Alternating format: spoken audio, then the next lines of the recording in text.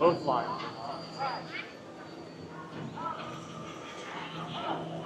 Hey there, giant fans of fun. It's Thab the Theme Park Giant.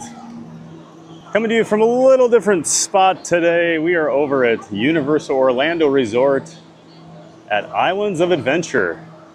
Had a good roller coaster friend of mine in town this weekend checking out Epic Universe. And then they came over here this morning, so I met up with them for a little bit. Just got my ride on VelociCoaster with them, but figured, hey, since I'm over here, let's walk around the park, stream it, and just show everybody this absolutely incredible theme park. One of my favorites in the world, no doubt about it. They have an incredible collection of rides. If you've never been here, it is themed to different islands. Like right now, we're walking in here. This is the port of entry, they call it. You get the famous "The Adventure Begins" sign that you cross under. And as you can see, it is really, really well themed. Until Epic showed up, this was probably Universal's best park, probably in the world if I had to guess. I've been to the Osaka, Japan park. It's really nice, but I do prefer this one just because they've got a great collection of thrill rides. It is definitely more of a like teenager type park than what you get with Disney, but I love roller coasters and theme parks, so I love it all. So this park really hits the sweet spot for me because until recently, VelociCoaster was always my number 2, my second favorite coaster on the planet. And that is out of 558 different coasters I've ridden. And that all kind of changed recently when Epic opened, because I think Stardust Racers over there has taken over my second spot and bumped VelociCoaster down to 3rd, which still pretty high praise for as many rides as I've been on. But yeah.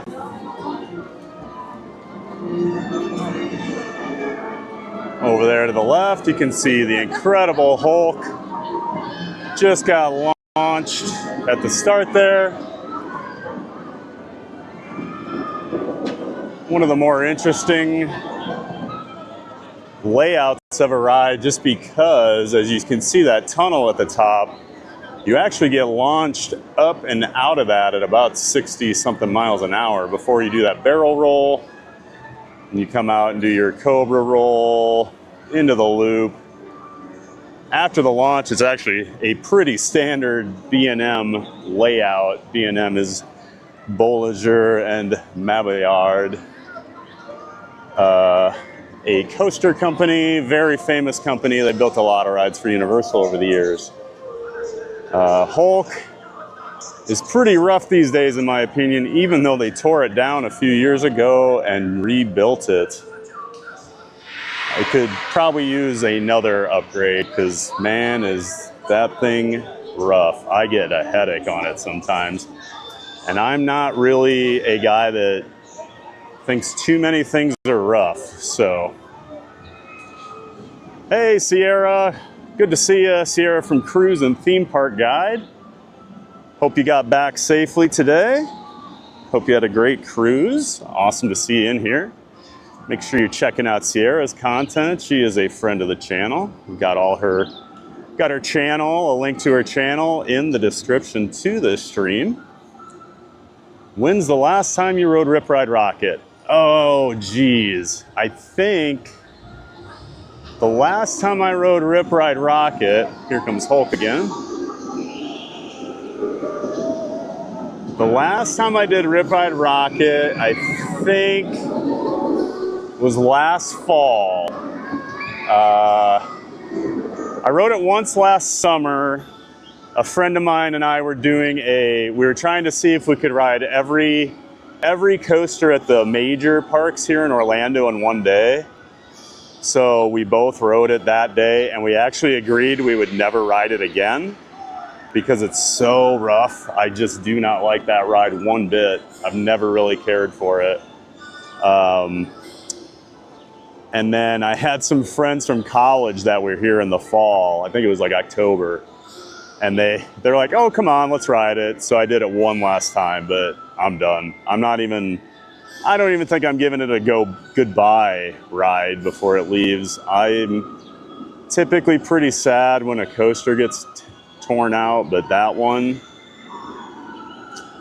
good riddance. And if the rumors of like the Ghostbusters coaster are true, I think it'll be awesome and a much better addition over there.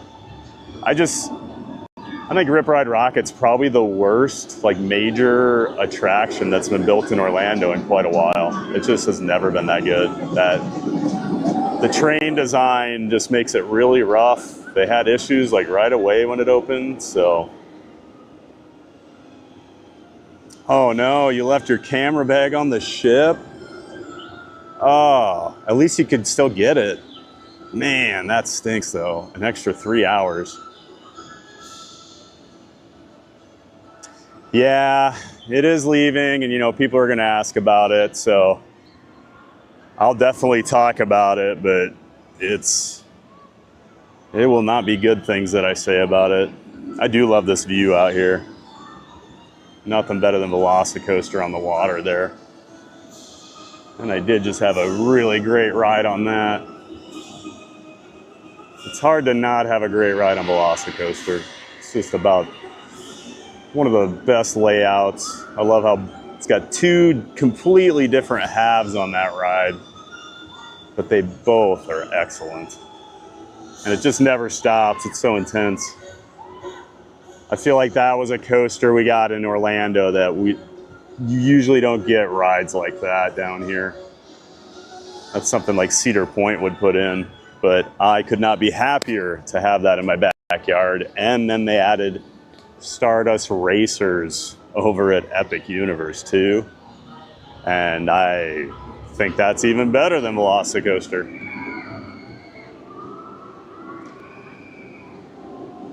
You know, I was a little sad when Kingda Ka got removed just because it is the world record holder, you know, and I've been on it quite a few times, but boy, it was really rough the last few years. I didn't even ride it the last time I went 2 summers ago.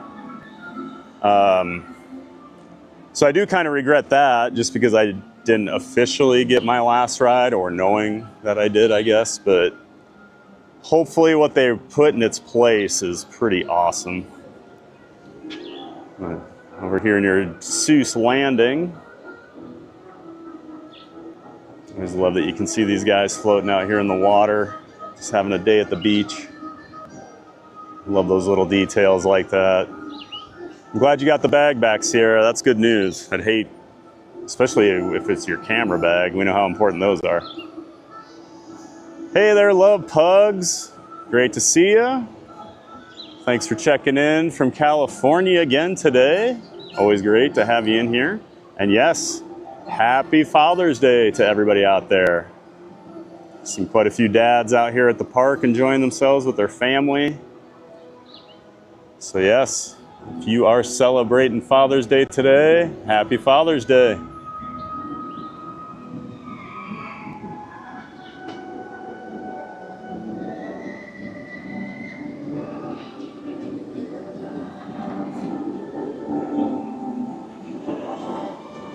Oh, you just loved it because it was a classic and a monster coaster. Yep.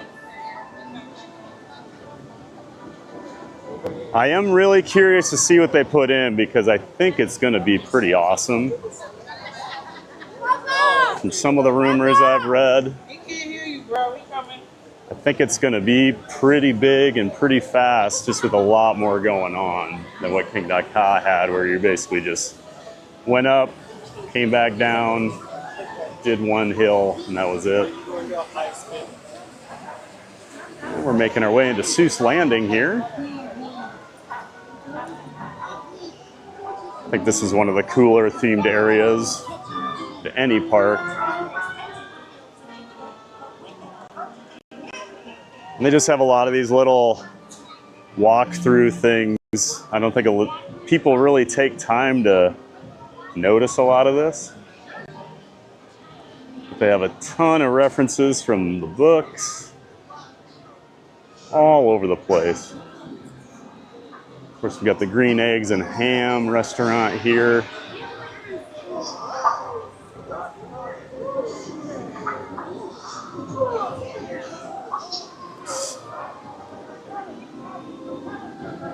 I've never streamed over here, so I'm not sure what I can even ride, but we'll figure it all out as we go.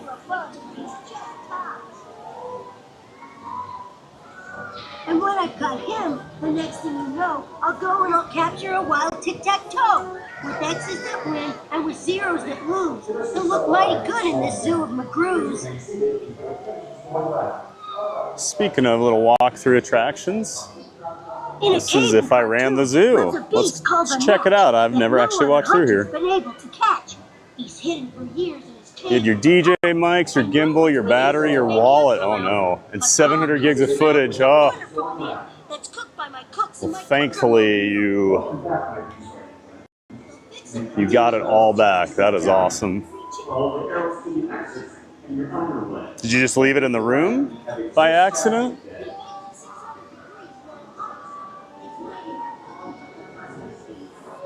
Let's see where this maze takes us.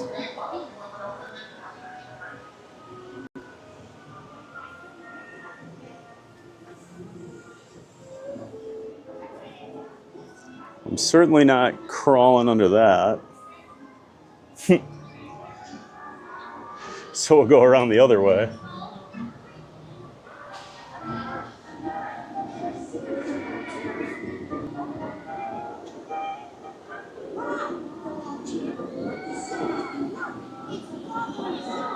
After hanging out at Magic Kingdom yesterday for quite a few hours with everybody, I was hurting this morning, I'll tell you what. I don't think I sat down all day. And these old bones definitely struggle some mornings now.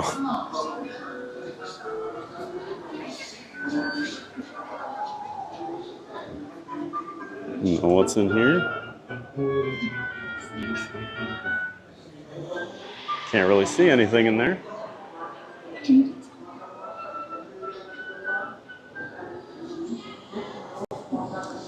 Whew, this is definitely not for theme park giants back here.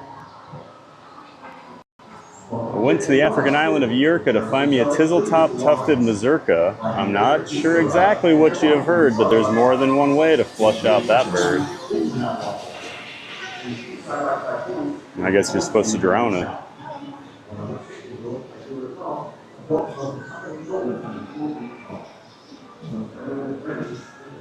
Shy little guy whose face never shows unless you're really good at tickling toes. See if he helps his head out. Who's got my toes in a tizzy today? I just must have a look. Hey! Look at that.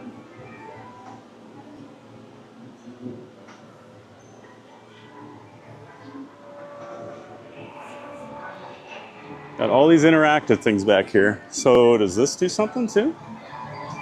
Now I do feel like a kid. Oh! Oh, look at that. So yeah, there is stuff going on here. Let's see, back to the chat. Actually, give me 1 second. There's something here on my display. Phone's already starting to heat up. It's not even that hot today compared to the rest of the weekend, but still plenty hot.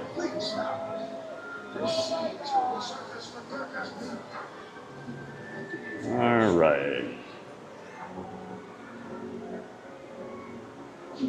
Okay. Let's check out chat real quick.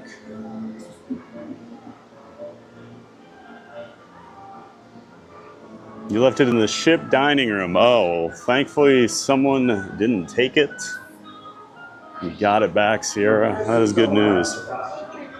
Unpopular opinion, but I stand by this. E.T. E.T.'s still the best ride they've ever built. Ooh. I like E.T. a lot. And I'm glad it's still over there because they don't have much of the original park these days.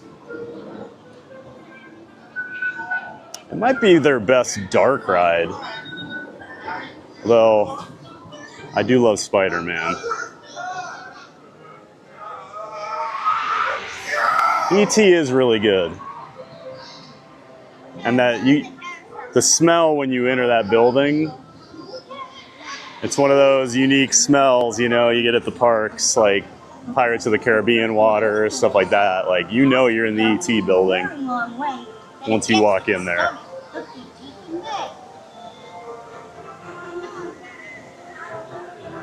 Hey, April. Bouncing Journeys here. Great to see you. Thanks for stopping by. And yes, like you said, it was awesome meeting you last night. That was so much fun. If you guys aren't aware, Pete McDevitt, kind of the godfather of the YouTube streaming community for Disney World, was doing a stream live from Magic Kingdom last night, so a lot of us went over there to help support him and just to meet up with a bunch of people that we've never met. You know, you chat with them on Pete's streams, but you don't really know them, so it was really cool. Got to meet a lot of people, and that's the first time April and I have ever actually met, even though we talked quite a bit. And she mods for me, and I do the same for her. Yeah, but awesome meeting you, April. Sorry we all got separated there at the end. Our plan was originally to ride Tron after everybody left, and then we got talking to the Disney Baker. And the next thing we knew, it was like 8:15, and the line was huge by then, and we just decided, let's move on. So we just headed out. And got to see Pete and those guys. They were waiting for the fireworks out front, but missed out on actually saying goodbye to quite a few people.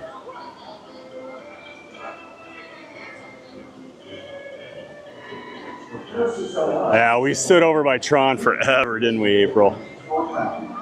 I think that's just what hurts me more than anything, is just standing and not moving. Like, I can walk all day, but it's just the standing. I'd much rather be moving around than just standing around.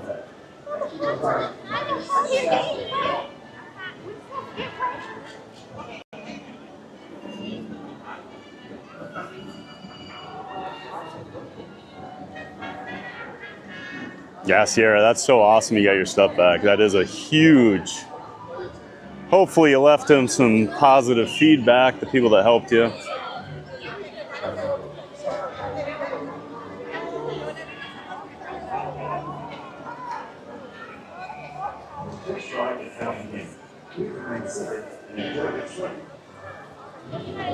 Of course, we got some one fish, two fish, red fish, blue fish over here. This is always Universal's answer to Dumbo, except they try to get you really wet. So you actually have to listen to the song on this ride.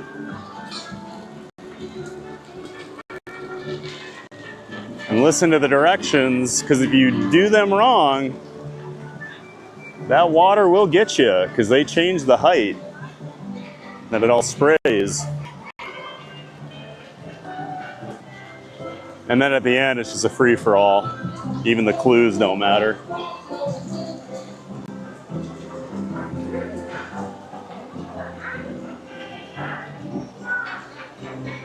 I remember coming to Islands the year it opened, and this had like an hour-long wait. Your fish ride is now beginning. And I love that. I love that ride spiel. Your fish ride is now beginning.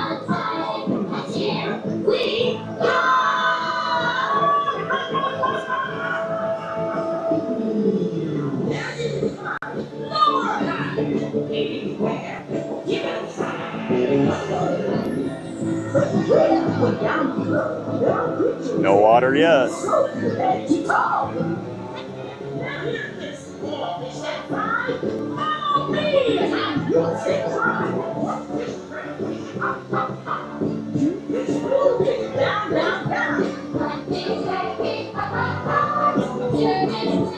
Down, down, down.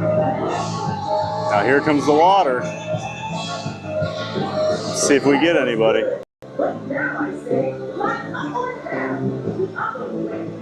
See, now it's the opposite.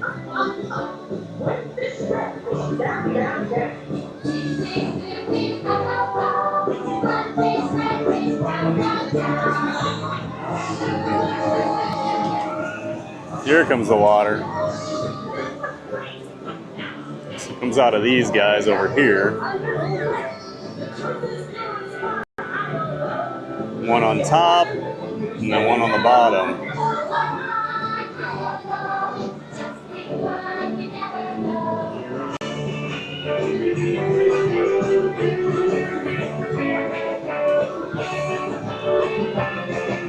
I feel like I used to spray a lot more water. Oh, they got it. All right.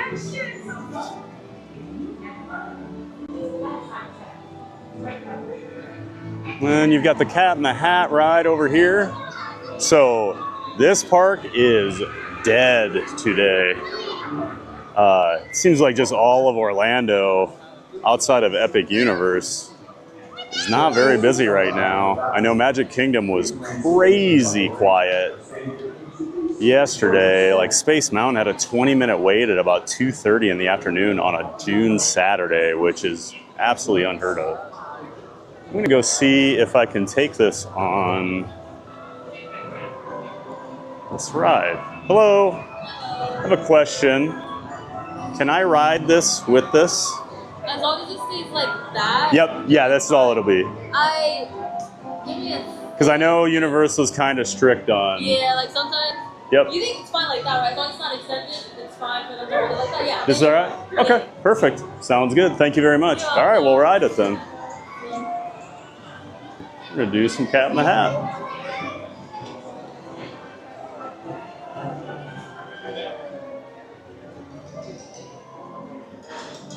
So at least we get some.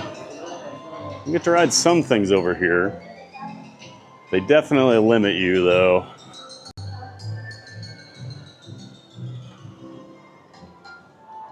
This is another one of those rides where you see these huge queues that they built 25 years ago, and they used to fill. They used to fill it up. And even on super busy days, it doesn't even get close to what it used to.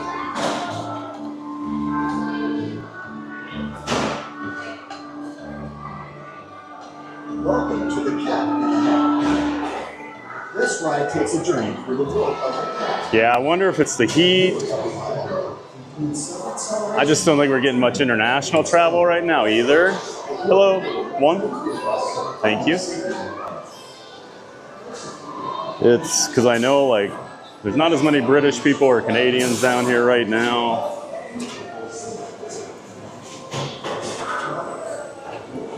And yeah, I don't know if the locals are coming out. Well, a lot of the locals are blocked out on the weekends. I know that's been Disney's thing. And just the heat has been brutal.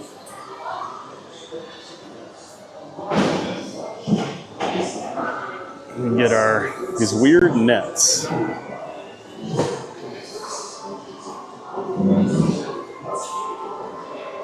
All right, let's do the Cat in the Hat.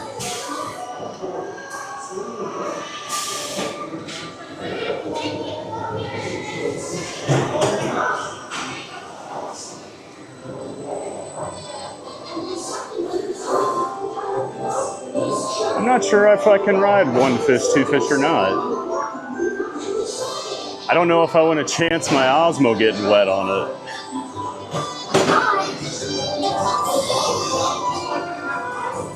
And then something went wrong.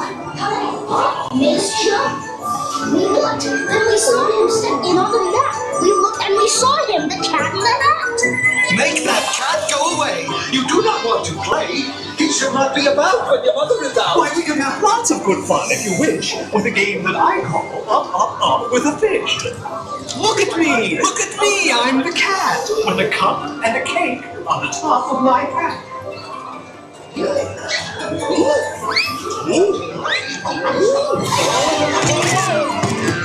Our fish came down too. He fell into a pot. Do I like this? Oh no, I do not! I can get up the book. See something new. I call them thing one and thing two. They are great. Oh, so say, they have come here to play.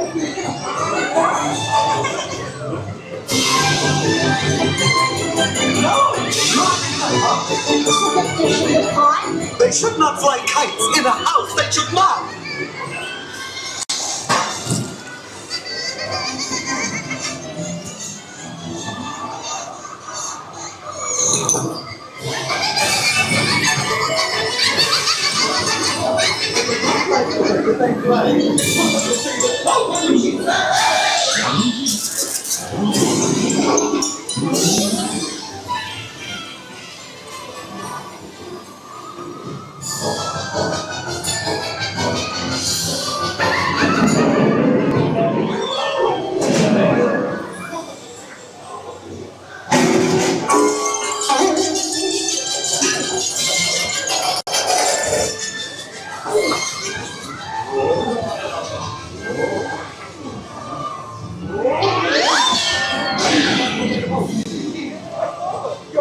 Your mother is here. So as fast as you can, think of something to do. You have to get rid of it.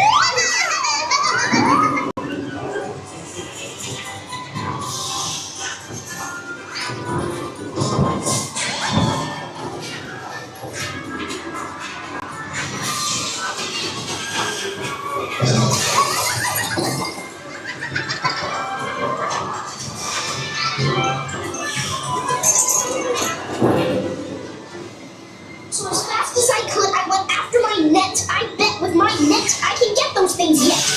Oh dear, you did not like our game. Oh, what a shame. What? We cannot pick it up.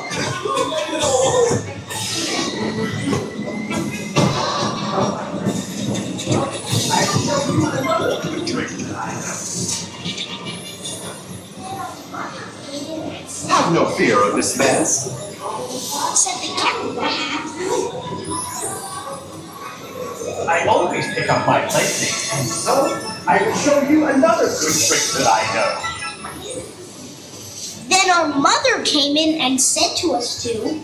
Did you have any fun? Tell me, what did you do? Should we tell her about it? Now what should we do?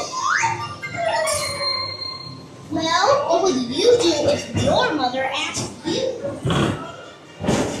Please remain seated. Keep your hands and feet inside the vehicle until your lap bar opens and you are asked to disembark.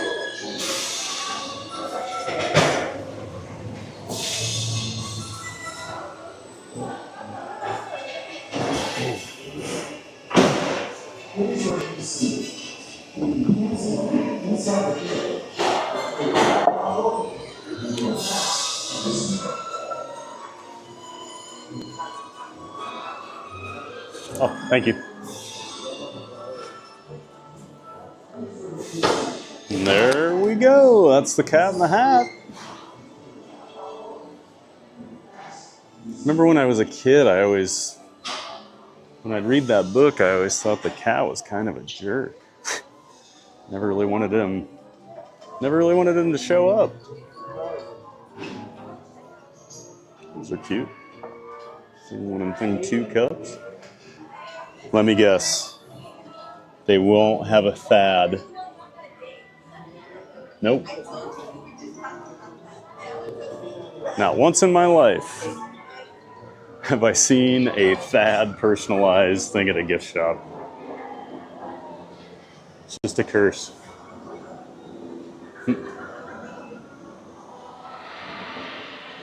All right, let's check out the chat here. I think we had a couple people pop in.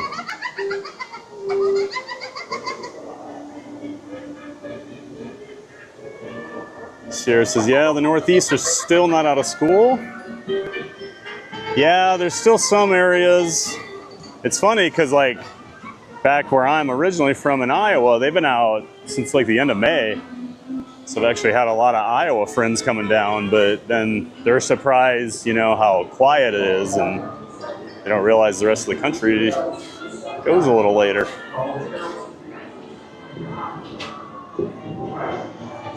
Hey, Randy, welcome in. Happy Father's Day. Always great to see you over in these parts.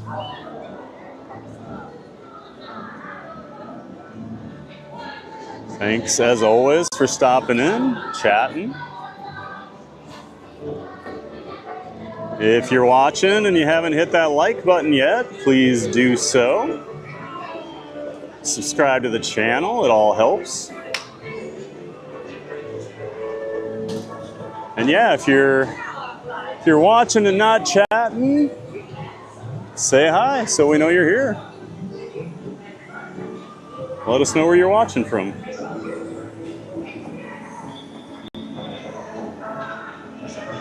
And yes, happy Father's Day, Randy. Hope you're having a good one. Got the Circus McGurkus Cafe.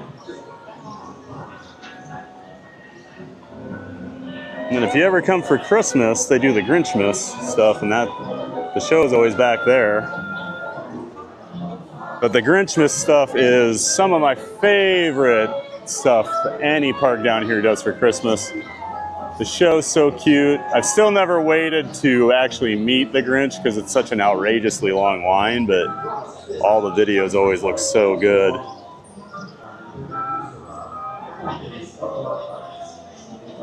Nick and Shannon Jenkins, ear to there, travel. Well, hey there, guys. Cat in the Hat's one of our favorite rides over at Islands of Adventure. It is a fun one. Especially, it's one of the rare actual, like, all family type rides over here. You know, most things are usually tend to be a little more thrilling. And we'll step in here to Circus McGurkus. Well, let's go.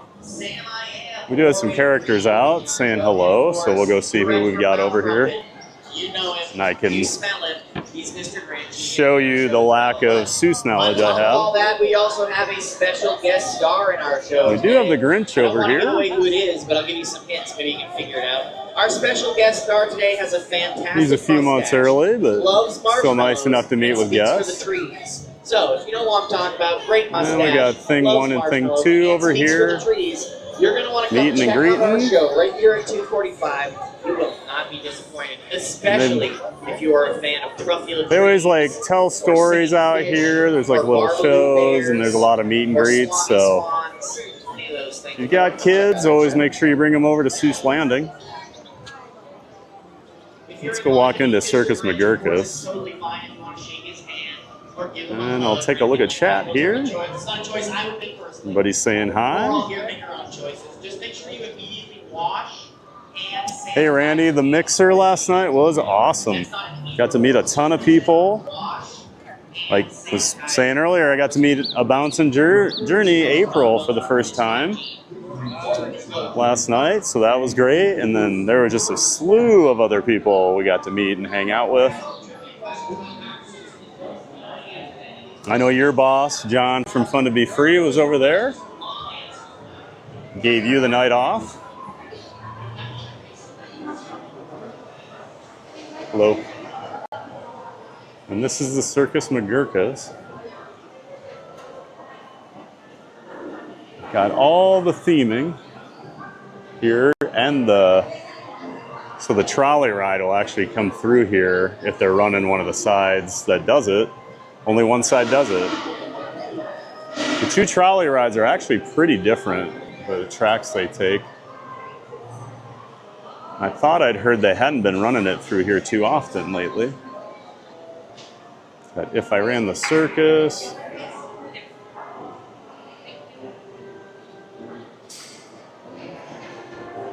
Oh wow, Nick, your daughter got out at the beginning of May. It goes back at the end of July. That's crazy fast. I always think it's so weird when they go back to school that early in the summer. You see the big calliope, like pipe organ up there, which any circus needs something like that. With the trapeze act.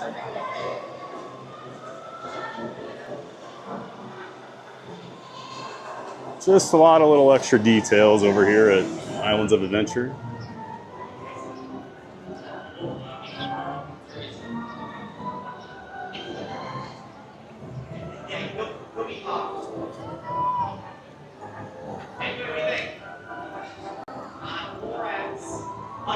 This book is about food. Oh yeah, Sierra, we know you would have been there if you weren't cruising. Would have been great to meet you. Another interesting fact about green eggs and ham is that it was written on a bed. Dr. Seuss. But luckily, a lot of us are local, so sure our paths will eventually cross. 48 different words. So not only did he defeat the 50-word challenge, he did so in 2 words to spare. You are just joining us live for the bridge. So and here's the trolley I was talking about, these tracks. Green side goes through Circus McGurkus.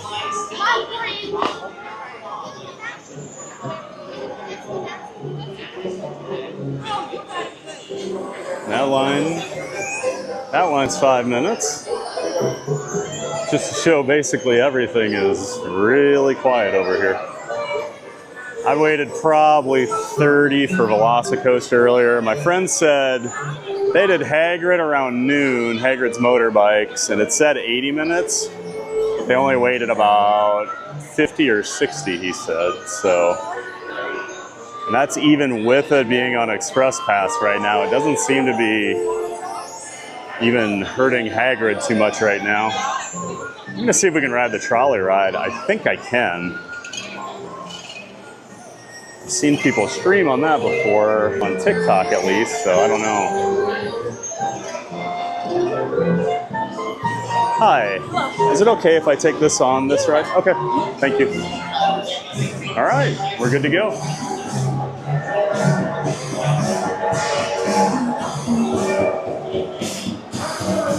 Yeah, Sierra, you always need a vacation from your vacation when you get back, right? Then you can go back to work at the theme parks.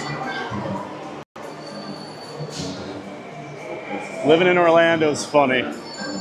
We just take all this for granted. Got the whole story of the Starbelly Sneetches.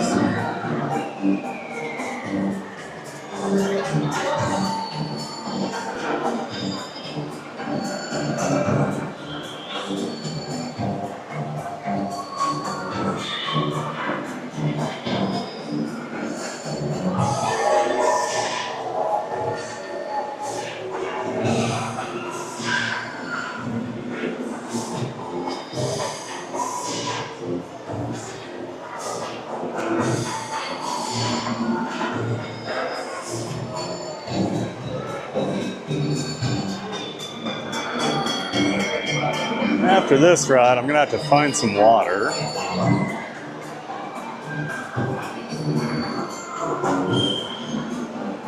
But the nice thing at Universal, they've got the freestyle machines all over the place, so it's pretty easy to find.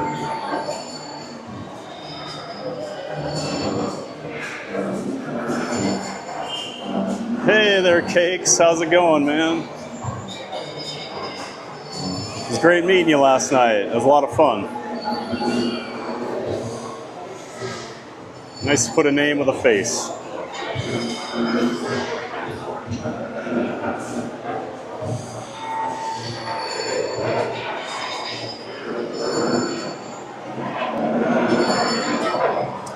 Okay, you're in the queue for Guardians, so you have no sound. Well, good. Now I can let everyone know what I actually think about you. He's a great guy.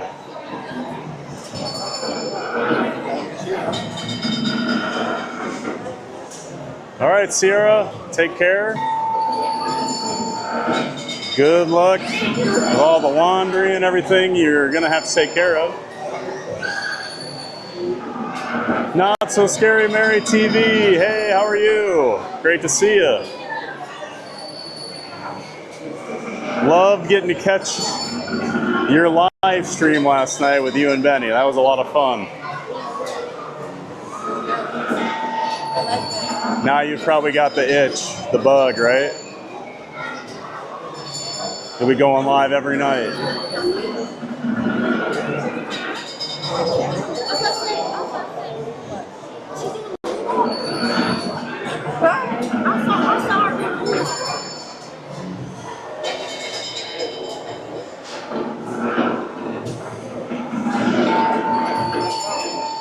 Not So Scary Mary is a friend of the channel. I posted a link to her channel in the details for this stream, so go check her out.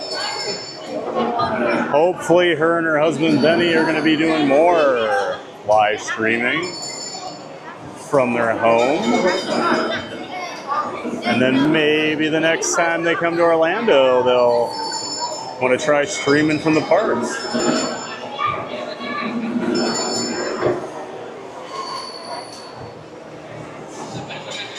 I'm kind of jealous of Cakes. He's waiting for Guardians and I'm waiting for the Trolley. I think I'd rather be waiting for Guardians.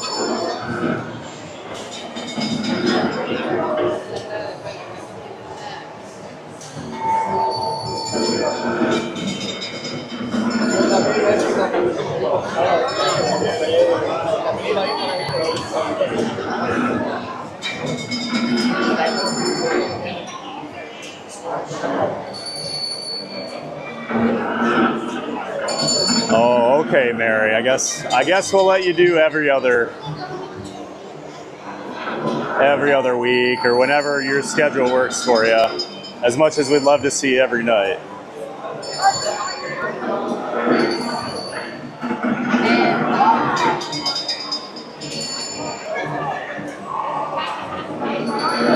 Of course. You're a friend of the channel. I always like to shout out my friends and things they're doing here on YouTube. I thought I had your URL in there last night, and then when John shouted out that you were going to go live on my channel last night, one of his mods got mad at him saying, "Hey, you shouldn't do that. Thad doesn't have her listed," and I thought I did, so I was not angry in the least that he did that. So I made sure this morning that you're added in. So then there's no more confusion.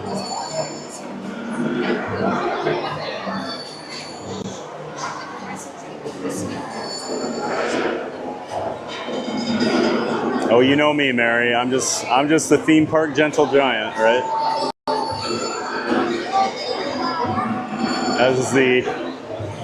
That is the name that Not So Scary Mary has given me recently. The theme park gentle giant.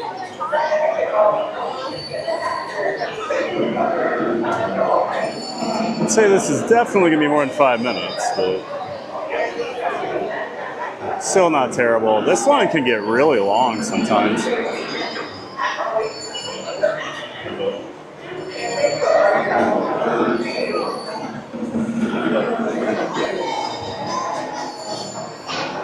Yeah, I still need to get a few more links in my list. Some of the new Disney streamer network stuff out there so people can find all that and then be able to follow things. But for the most part, I've got everybody in there. I did add Spaceship Ears, Grand and Miraculous this morning because I keep pushing that out and then I don't have it.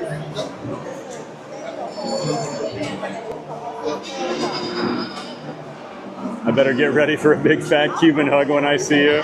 Well, I'll be ready.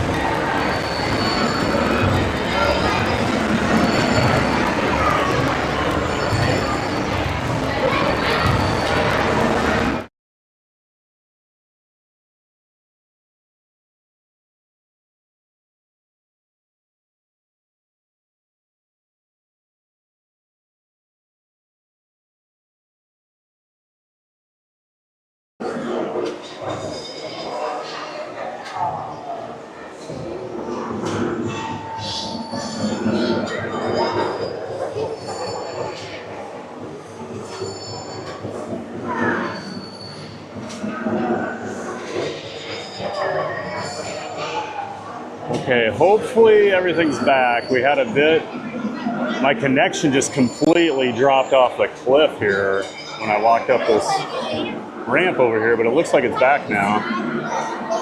So hopefully the sound and everything sounds good. Please let me know if it's not. I'll try and fix it.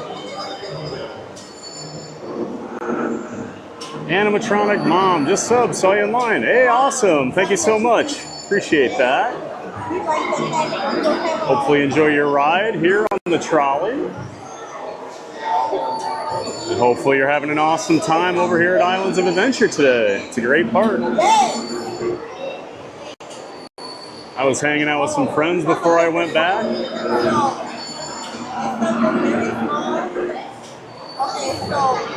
Hanging out with some friends earlier so I could ride a few things before I started streaming, because don't get to ride a whole lot over here. Okay, sounds like everything's back. That's good.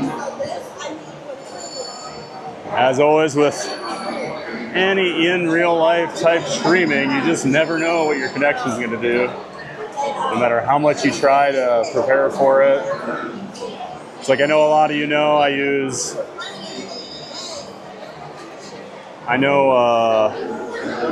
lot of you know that I use 3 different cell lines. So I've got AT&T, T-Mobile, and Verizon, and then I also use the park's Wi-Fi on top of that.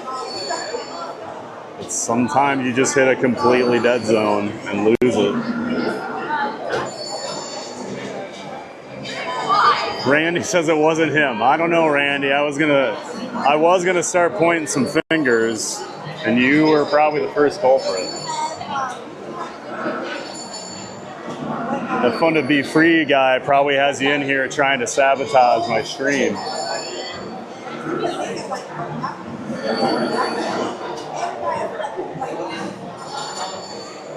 And obviously, you all know I love John from Fun to Be Free. I don't think he's trying to sabotage me. A guy like John doesn't even need to worry about, smaller creators like me.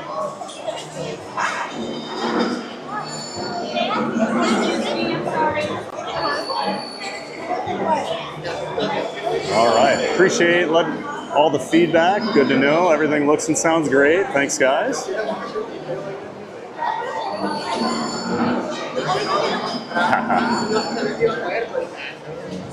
Randy, you doing anything fun for Father's Day today? Just hanging out.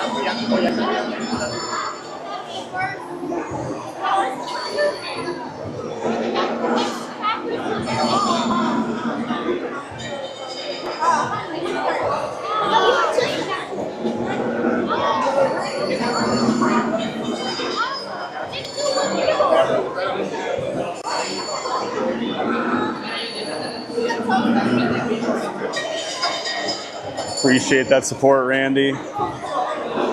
Always good to have you in here. Always enjoy chatting with you over on John's stream. Doing a great job as one of his mods for him. Oh, and we got to see the hat that you gave him last night. I thought it was awesome, man. It looked great. My only complaint was you had Fun to Be Free with John and Frank, and I think it should be with Frank and John. We all know Frank is the star of the show, right? I mean, John's always admitted that. Just being lazy after you logged off from work? Sounds like a pretty good Sunday. Except for the having to log in. That doesn't sound fun. I do not miss those days when I worked in tech. Being on call 24/7 and everything always seemed to go wrong at the worst possible time. 3 a.m. on a Sunday or something. Oh.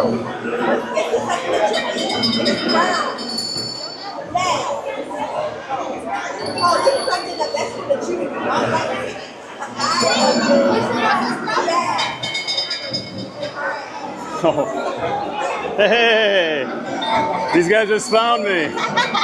Thanks for subscribing. Appreciate it. Making friends in line.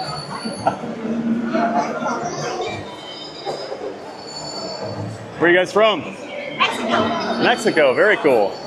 Having fun? Yes. Yes, awesome. So are you traveling around the world? I live here. Are you live here? Yeah, yep. So I do most of the Orlando parks. I do travel though. I've traveled all over the world, the parks and So stuff. you usually transmit. So I'm usually more Disney World, so I can ride more things, but I had a friend over here today, so I met up with him and then just thought, oh, I'll stream. Because they don't let you stream as much here on the rides, because they're a lot more thrilling. So they don't want this on like VelociCoaster, so. But I still love this park, so figured why not. Yeah. I search your on TikTok. Then I go to YouTube. Oh, okay. Yep. Yep, I've got TikTok, Instagram, YouTube. Yep, streaming live there right now, so. Got some friends from Mexico behind us.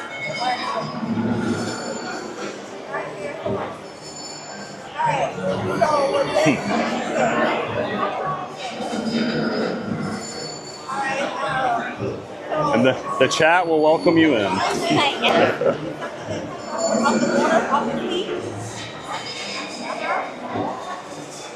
Still got quite a few minutes here. Hopefully they change that standby sign to not say 5 minutes anymore, because this is definitely not 5 minutes.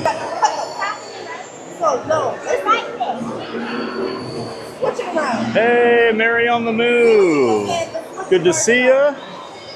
Happy Father's Day. Hope you're doing well, Mary. Thanks for stopping in.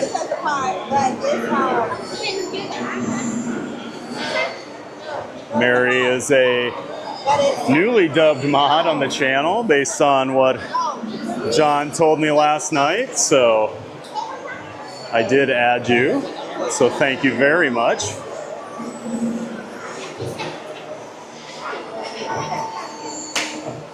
Is John streaming today? I haven't looked.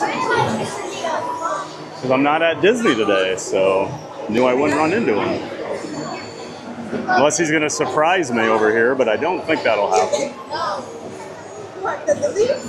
Yeah, you got the blue lobster now, Mary. Congratulations. Got that blue lobster. So this is a normal Sunday. About the amount of people here. It's very quiet right now. Quiet, right? Yes. Usually, even in like the winter, the weekends will be packed because a lot of locals will come. But I think with the heat, even though it's not even that hot today compared to most days, but like, and a lot of local pass holders are blocked out. They can't come on the weekends. Because of the They have different, there's different tiers for the passes. So some you can't come on weekends during like busier times, and that's like right now. So I think that's part of it.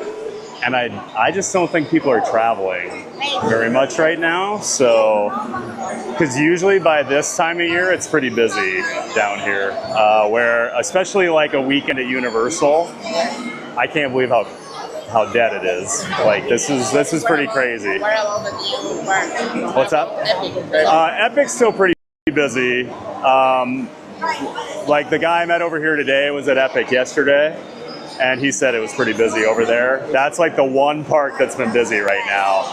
But everything else seems to be like losing because of that. I don't know, but like I was at Disney yesterday at Magic Kingdom, and it was one of the quietest days I've seen in a while.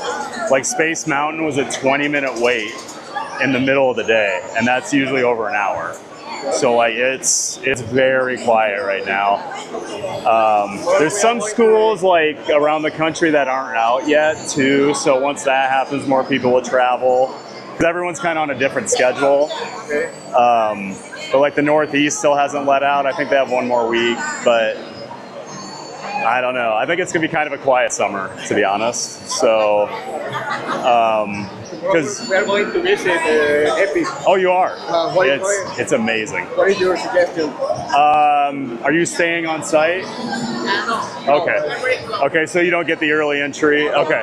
So everyone's gonna go to Nintendo because it opens an hour early for hotel guests. Do not go to Nintendo. It will. Mario Kart will be an hour. Donkey Kong will be 45 minutes to an hour. What I would do, so the Harry Potter ride is the longest line. It'll be about 2 or 3 hours. You can probably wait till like afternoon because a lot of people will go to that too early. I would either do the Isle of Berk, like How to Train Your Dragon. It's really awesome. But you can probably knock that out pretty quick. And then like Dark Universe would probably be next. Or like the roller coaster in Celestial Park. So like I would save Nintendo till later and Potter till a little later because most people kind of flub those right away. Yeah. So I would do like either Dark Universe or How to Train Your Dragon first. Yep. Because I love Dark Universe. I think the Monsters ride is incredible. It's one of my favorite rides I've ever been on. And then the Harry Potter ride is also exceptional.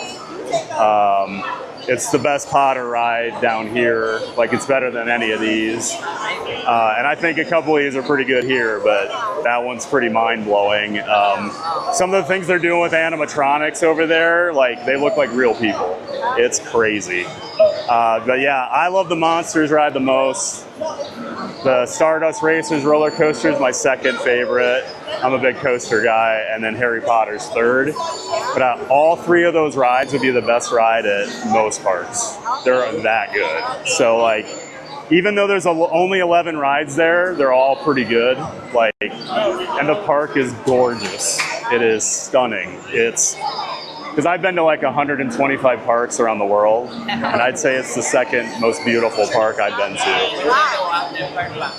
to. Tokyo Disney Sea is unreal. Like, you do not feel like you're in a theme park when you walk in there. It's like the first thing you see when you walk in there, there's a big lake, and they built a volcano that actually erupts fire, and a ride comes out of. Like it's next level there, but Epic is close. It's really nice. And like, make sure you stay till nighttime. At night it is. The lights, they are like, they put a lot of love into that place and a lot of money, and it shows. It is gorgeous. But like the estimates are they spent like $7 billion on it, and you can tell it's really nice. But like the Nintendo rides are all really good. Like Mario Kart's really cool. If you've ever played Mario Kart, you're basically in it. You wear a visor, but like you have to drive, and the visor, so you'll see the enemies pop up, but there's like real sets too, and you have to look at them, and then you shoot the button on the steering wheel and it shoots the turtle shells. So yeah, so there's an actual game part to it, and it's kind of confusing the first time because I'm an old school gamer, so like you give me a joystick, I'm like playing with that. It was weird to be shooting with my eye, but like the second time I did it, it makes a lot more sense, and it's really fun. So yeah, you're gonna love that. And then the Donkey Ride roller coaster is really cool. It's themed to the mine cart levels, and I don't know if you've seen it, but it looks like it jumps the track. Yeah, so the visuals on it are really cool. It's kind of a weird feeling on it though, but it's still really fun. But that thing's unlike any other roller coaster I've ever been on. Like, because they do a lot of like there'll be characters that kind of jump out at you and stuff, like they're on your track or whatever. They do some really cool stuff. And then just the whole Nintendo area it's like sensory overload. You walk in there and it's like there's characters everywhere, there's coins going off, they got the music going, like it's just like overwhelming, but it's so cool. But every land over there is amazing. Yeah, I would wait till later for Nintendo and for the Harry Potter stuff. If you want to meet Toothless, the dragon, I would do that first, because that line's like an hour most of the time. And I'm not a big like meet characters person. It is amazing. Like, I mean, he is like this big. It's like a real dragon is there. Like you get to pet him and he'll react to it. It's so cool. Like, yeah, they're doing some really cool stuff over there. And they're already talking about like their next expansion, so I'm already excited. But I've been there 4 times, and it's I got lucky. I've got some friends that work over there, and so for like 2 months they did employee previews for free. You could bring guests because they had to test everything out. So you're basically a guinea pig, you know, going over there. But so I got to go to 2 of those, and that was awesome because get to go for free and try everything out, you know. So then when I actually went, because I've gone twice since it actually opened, and then I was just able to like take my time, because it's a lot different park than a lot of American parks. It's more built to kind of just take your time and take it in and take in the details, where a lot of this you're running around, I want to get to the next ride, you know, and there's still that piece of it, but just make sure you take time to like just appreciate it, because it's so cool. It's really amazing. I've been excited about it for like 5 years, so like now that it's finally here, it's awesome. And now I'm mad because it's not part of the annual pass for Universal, so you have to buy a ticket every time you go. So I'm done for a while. But I've spent plenty of money over there, but I can't wait for it to go on the annual pass so I can go back as much as I want, because it'll be, you know, like City Walk here, outside here. That's like what their Celestial Park is. It's going to be so cool. 1. Yep. Okay. All right, guys. Hey, have a great time. Appreciate it.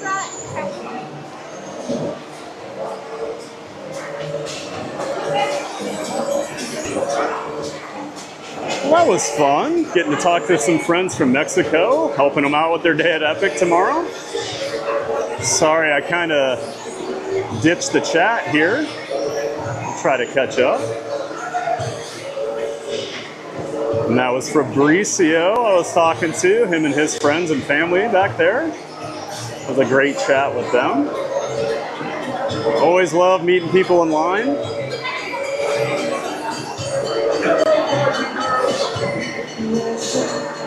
Let's see here. Randy says, wow, Mary, you're blue everywhere. That's right. Bafana, hey, thanks for stopping in and saying hi. Welcome in. We're about to ride the trolley ride here over at Islands of Adventure in Seuss Landing.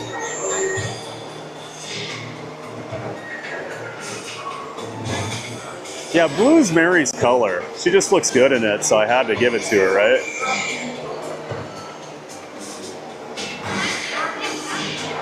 John's at his office today, keeping busy. Okay. Yeah, he kind of hinted last night he didn't know if he was going to stream today, so I was curious. Hopefully he's back at it tomorrow.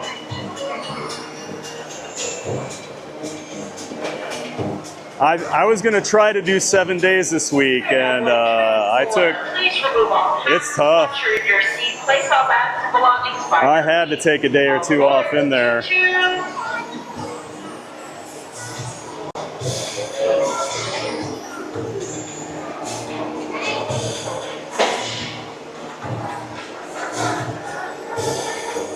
Alright, and then we'll get back to the chat here once I get back. These tiny, tiny seats for a trolley ride have never made much sense to me.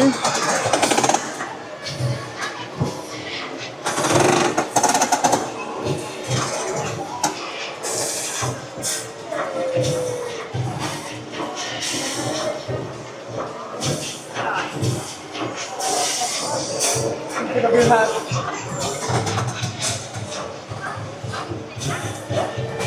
I agree, Randy. I do think it's some of the economic uncertainty right now. Like even my friend I met over here this morning, he's usually, so like people think I travel a lot for theme parks. He's been on over 2,000 roller coasters. He's been to like 70 countries. Dad always says. And he's even scaling back this year. All right, I'll stop talking. Now, what can I say when I get home today? All the long way through town and all the way back, I look round and round and I keep careful track. The next thing I spy is the Hop on Pop shop. Tots hopping on ice cream with cherries on top. As you can see, here in the heart of Seuss Landing is a carousel that's truly outstanding. And I see the trees, the truffula trees, the bright colored tops of the truffula trees, mile after mile in the fresh blowing breeze. One fish, two fish, red fish, blue fish. From there to here, from here to there, fantabulous things are everywhere. Just look at that red and white hat. I'm sure it belongs to that black and white cat. And look out below! It's that new McGurk Zoo. Oh, what this zoo must be worth! It's the most wonderful zoo on the face of the earth. Say, I like green eggs and ham. I do. I like them, Sam I am. And I will eat them here and there. Say, I will eat them anywhere. Now we bypass two unbudging zaps, both stubbornly stuck unbudged in their tracks. Now keep your eyes peeled for sneeches. They are known to love beaches. There's one down there, fishing. He's floating, he's wishing. He might catch a fish with a pinwheel-like tail. He might catch a fish who has fins like a sail. He might catch a fish with a checkerboard belly, or even a fish made of strawberry jelly. Say, that makes a story that no one can beat when we say that we saw it on Mulberry Street. But it still could be better. Did I ever tell you that Mrs. McCabe had 23 sons and she named them all Dave? Well, she did, and that wasn't a smart thing to do. You see, when she wanted one and calls out, "Yeah, come into the house, Dave!" she doesn't get one. All 23 Daves of hers come on the run. Farewell to the sneeches at the end of our fun. No time for more, we're almost done. We swing around the corner and dash through the gate. We ride to our stop, and we feel simply great. For we have a story that no one can beat. And to think that we saw it on Mulberry Street. Please remain seated, keep your hands and feet inside the trolley until you're asked to dismount. Please push down on your lap bar and then pull up.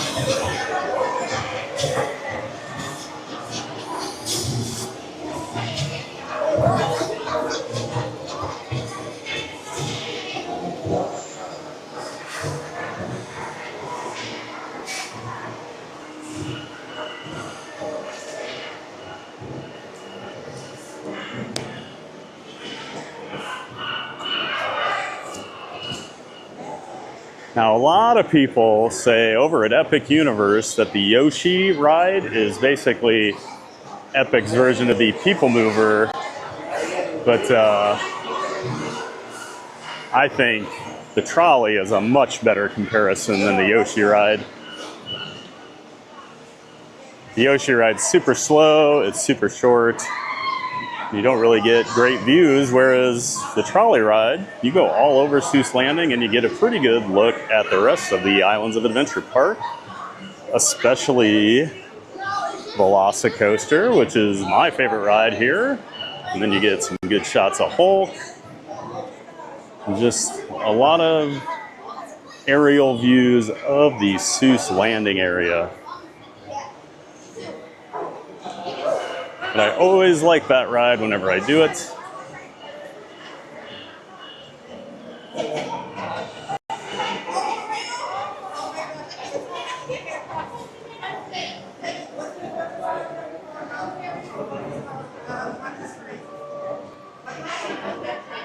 All right.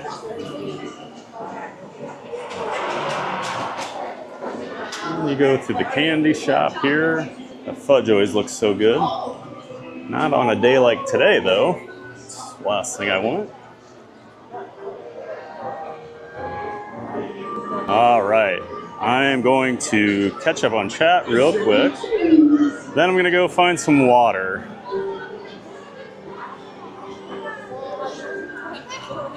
First the normal.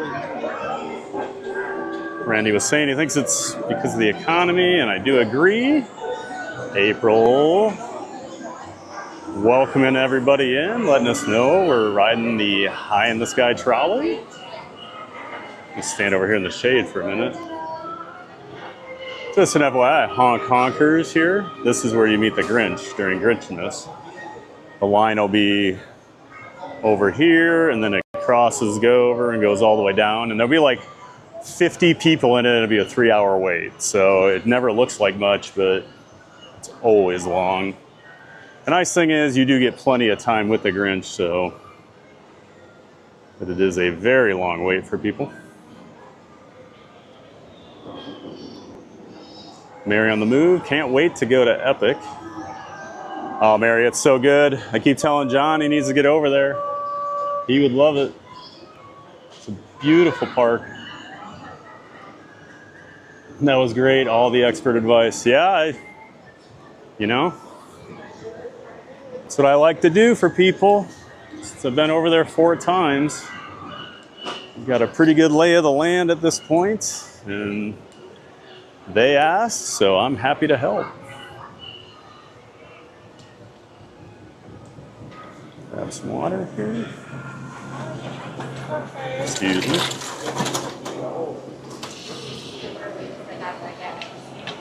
It's mostly water.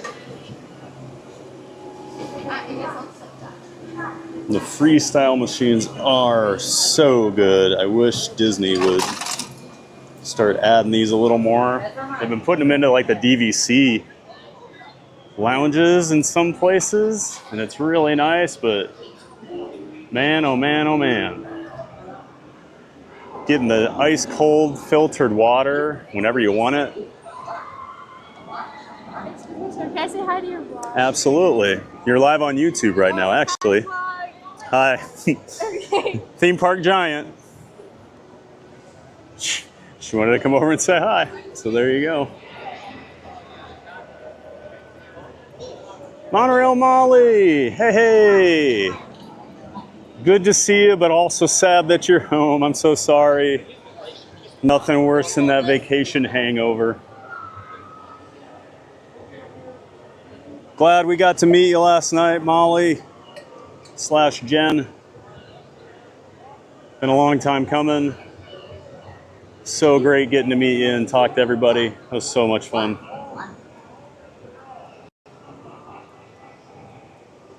Oh, Monorail Molly, 72 degrees sounds cold to me at this point. I would, no joke, I would probably put a sweatshirt on. When I was back in Iowa last month, it'd been in the 90s here already in like early May, and I went back there. It was like 65 degrees, and it was the first nice like weekend they'd had since, you know, the previous fall. And so they're all out like, oh, this is great, wanting to go out, be outside. And I'm like, I don't want to be outside. This is kind of chilly.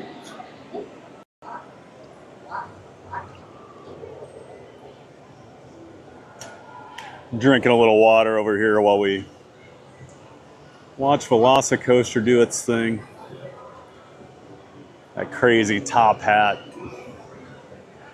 Now, we went flying over it today. I'm always hoping for a rollback, and I could tell halfway up there was no chance we were getting a rollback. We went flying over that thing. Yeah, that's not even close to a rollback. When the weather warms up, VelociCoaster gets going a little extra intense.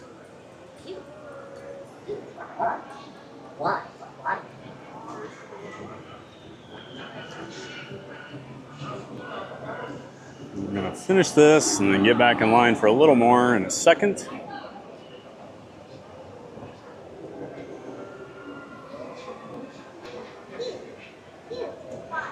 Yeah, the heat here I know it always sounds crazy, but like you do kind of get used to it down here. I mean, you never fully get used to weather quite like this sometimes, but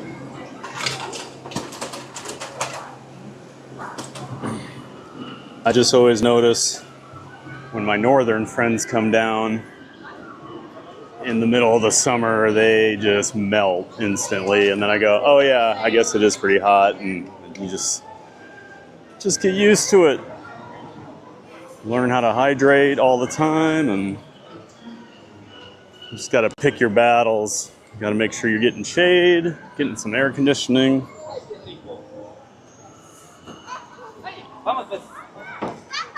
Or like us last night, just stand outside of Tron for like 3 hours in the sun.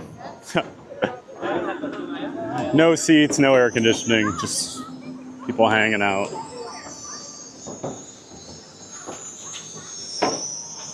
Okay, we're leaving Seuss Landing, going into Lost Continent,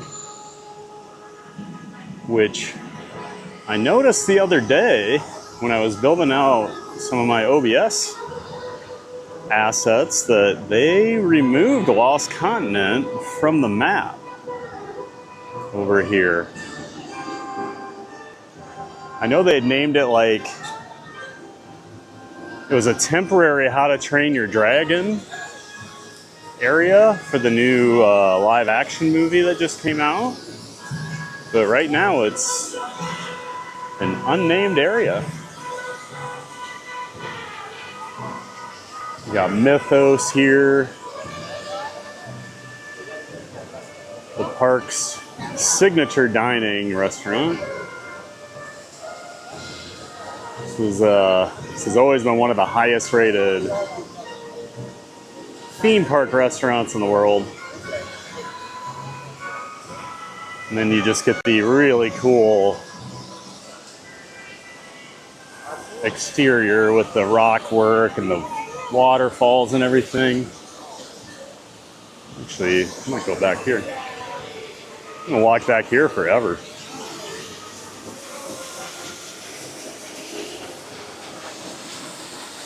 Something I love about Islands of Adventure, they've got a lot of little paths that are hidden away, and not many people ever notice them. You can, there's some cool stuff.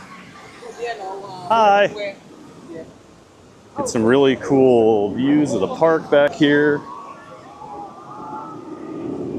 I know when VelociCoaster first opened, being the total coaster nerd that I am, I came over here to get shots of it from this bridge.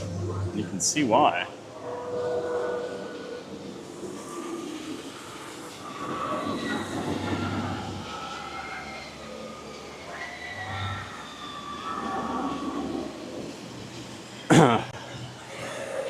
My friend and I had a guy behind us riding today that had clearly never been on VelociCoaster, because I'm not sure I've ever ridden in front of someone, at least on that ride, that was freaking out that much. A lot of bad words were uttered or screamed by him. I don't think he was enjoying his ride on VelociCoaster as much as I was.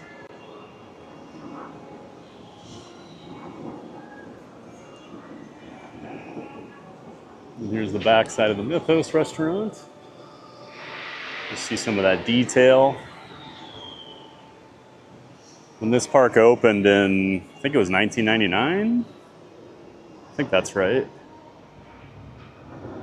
It was probably the most detailed theme park ever created. And shortly after that, Tokyo Disney Sea came. I think that was 2001, and since then they've kind of held that title. But this park is absolutely beautiful. I don't come over here as often as I should.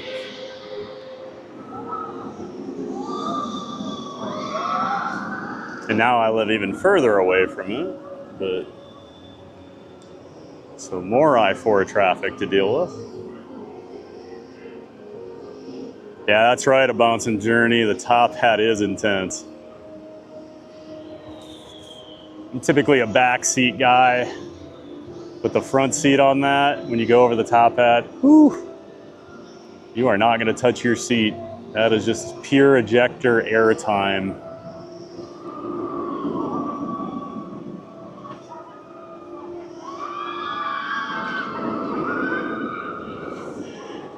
So this part over here is actually the entire second half of the ride. You can just barely see piece of the first. There's an inversion back there that pokes out, but a lot of that is hidden back in the paddock area with the raptors. There it goes. But it's rare for a coaster to have the second half of it be more intense than the first half, but when you hit that second launch and it shoots you out at, I think it's 70 miles an hour, and you go up and over that top hat, a lot of people are not expecting that. Even though you just watched it, you'll see when we get over there, but the front entrance to the ride, the top hat drops down right next to it. So you've already seen it. But I think just in the moment, people completely forget as they're getting thrown around that first part, because you get launched there, have a couple inversions back there, but it's a lot of weaving in and out of rocks and avoiding the raptors, and can't really see a whole lot in that paddock area. And then the next thing you know, you're getting launched up and over that. And then that Montosaurus roll at the end is probably the craziest inversion I've ever been on. It's a perfect heartline. But there's very few things that I will always hold on for on a roller coaster, and that is one. Because that thing whips you around, and the way those restraints are made, the restraints are super safe, don't get me wrong, but the way they kind of hold your body, you're pretty loose in there, so like you can really fly around, but you're not going anywhere. But that Montosaurus roll definitely will throw you around.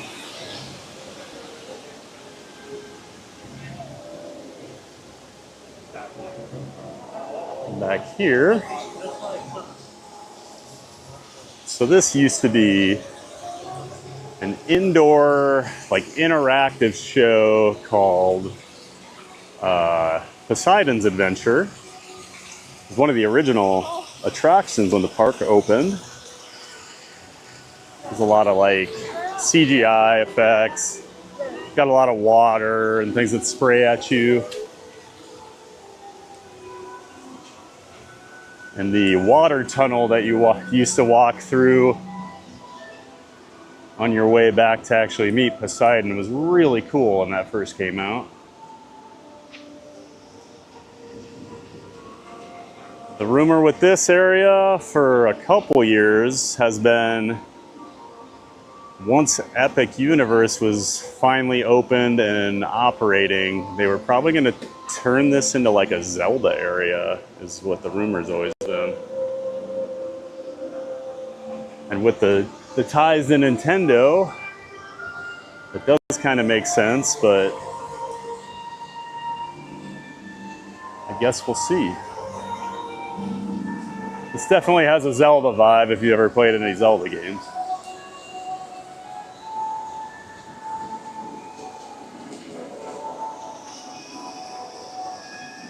Hey, Lily's Life. Good to see you. Great seeing you and your family last night.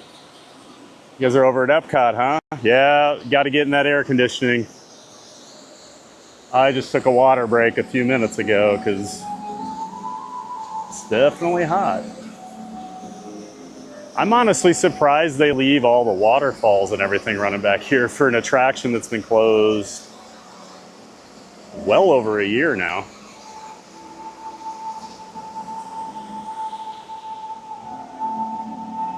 But Universal's been spending a lot of money the last few years, so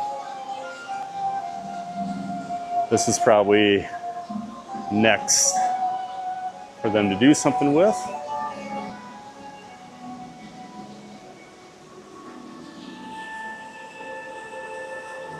And as always, the occasional reminder, if you're watching, give the video a like, subscribe to the channel, ring that bell so you always get notified when I go live. I'm Thad the Theme Park Giant. I go live from the Orlando area parks about 5 times a week. And I do all of them. I'll do Disney, Universal. I'll be branching out more into SeaWorld and Busch Gardens as well. So if that's something you like, you're in the right place. Say hi.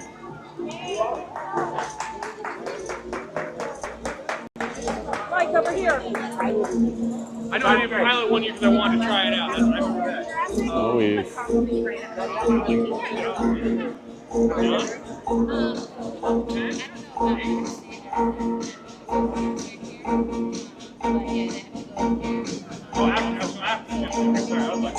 got a little Madagascar show here.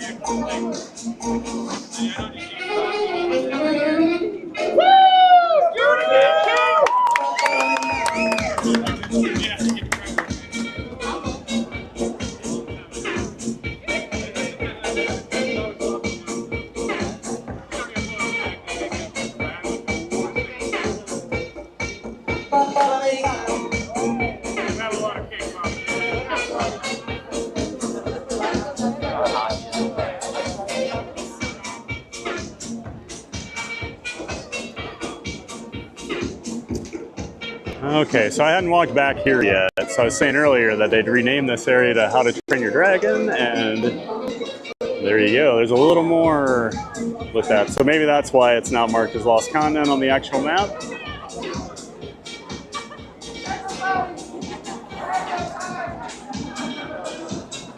I'd never watched those movies, and then before I went over to Epic Universe, I watched them for the first time just so I would know what was going on when I walked through Isle of Burke, and they are really good. They're adorable, good story. First one's the best, but definitely check those out. Really, really fun movies.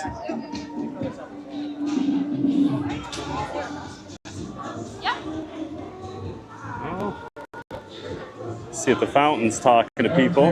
Oh, yeah. Look at you. I can recognize that aura anywhere.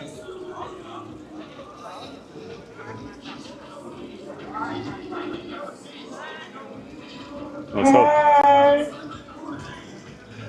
was hoping they would talk to him.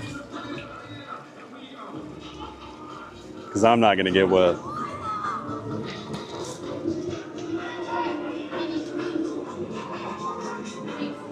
We'll check on the fountain again later. Maybe he'll get some unsuspecting people soaked. What we got? So I'm a big Hollywood Horror Nights guy. I don't know if you guys have been following, but they've been slowly releasing the houses this year. They announced a Fallout house from the Fallout video game series a couple weeks ago. And just the other day, they announced the Jason Voorhees from Friday the 13th will be at Hollywood Horror Nights this year. So that should be pretty cool. An absolute classic horror film and character showing up at the best of all the Halloween events at theme parks, in my opinion. I love horror nights. Before I moved here, I didn't really do a whole lot of like Halloween stuff, and just being down here, I fell in love with it. So I'm already looking forward to HHN this year. That'll fire up at the end of August. I'm excited. We're going to be going into Hogsmeade here.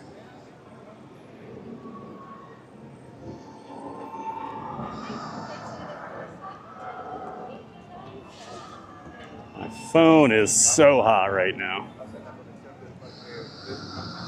Might need to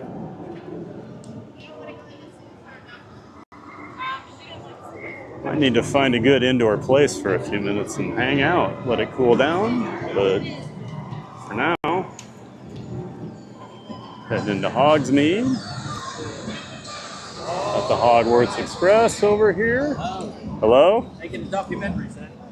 A live one? Yeah? Yeah. Would you like to be in it? This has seen better days, hasn't it? Yeah, that fell off of a ride at Disney World. Oh, I haven't had it. Luckily, I got it back and it still works. Batteries right there? Those are batteries, yes. Yes. Yeah. Yeah? That's Have right. you seen there's a camera called the Insta360, you know what that is? Yes. It's amazing. Yeah, they're pretty cool. Yeah, you can, and it looks Yes, in every direction very cool. at the same time. Yeah, I like my Pocket 3. It does a good job, and then I figured out how to stream with it, and it looks really good. But DJI. yes, yeah, you know your stuff. I know DJI. Yeah. Very well. Yeah, and I got the Action 4 too. I got the early drone. a long time ago. Oh, okay. I got the Phantom, and then I got the what's the other one? The fold-up one. Oh, I don't know. I'm not a big drone guy, but Yeah. I know if I started messing with them, I'd get into it big time, and that's an expensive hobby. Oh yeah. Oh yeah, that's true. That's true, and I'm tall, so right. Well, awesome, man. Have a great day. Yes. Oh, sorry. All right. I didn't think I'd have a tech discussion with the train conductor over here, but he knew his stuff. You know, this is about as empty as I've seen Hogsmeade in a long time. I might walk through like Honeyduke's. Usually these stores are jam-packed. Thank you. That feels good. One of the big complaints with the Harry Potter stuff is that they had to build it like to scale, not like how a theme park would want to do it. That's how J.K. Rowling basically expected things. So it's not always the most efficient for big crowds. But on a day like this, I don't mind walking in here because there's not 10,000 people trying to get around.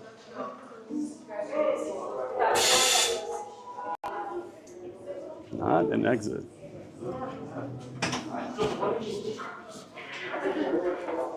So they sell the ice cream over here. I wish they had the ice cream shop on this side as well. It's only in Diagon Alley, and it is really good. I'm not the biggest like butterbeer guy. I like the frozen and the warm butterbeer. So like, I'll drink one like every 2 years or something. But the butterbeer ice soft serve ice cream over there is incredible. One of my friends from back home, him and his family were down here, and they come a lot. And we were walking around. He's like, "Hey, have you had the butterbeer ice cream over there?" And I'm like, "No." He's like, "I'm getting you one." And he brought me one back, and it was delicious.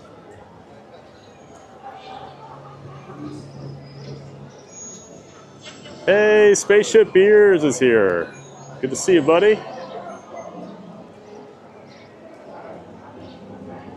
Always good to have Spaceship Beers in the chat. It's a friend of the channel. And I did add his channel to the description here in my stream. So make sure you are watching Grand and Miraculous. That's his actual YouTube channel, where he dives into the history of Disney, classic Disney attractions. And believe me, this guy knows what he's talking about. His family has been with Disney for generations, designing and building things. So he's got a lot of great insider info, but he streams on Tuesday nights. Check him out. Last week, as I keep saying, he had a great stream for a terrible ride. Superstar Limo out at Disney's California Adventure, one of the worst theme park attractions Disney's ever created. Just a complete flop in every facet. He made sure to cover all that. I'm gonna see if I can walk down there by Hagrid. Just to video a little bit. Because here they make you get the lockers usually before you enter, but I'm sure if I just say, hey, I'm gonna come right back, it'll be cool. Because Hagrid is a pretty cool ride to see in operation. By far the most popular park over here at ride over here at Universal. And they just added it to the Express recently. I think the ride's been out like almost 8 or 9 years, and it finally went on Express. So as a local with the Express passes after 4 p.m. on my annual pass, that excites me because I'll get to ride Hagrid more often.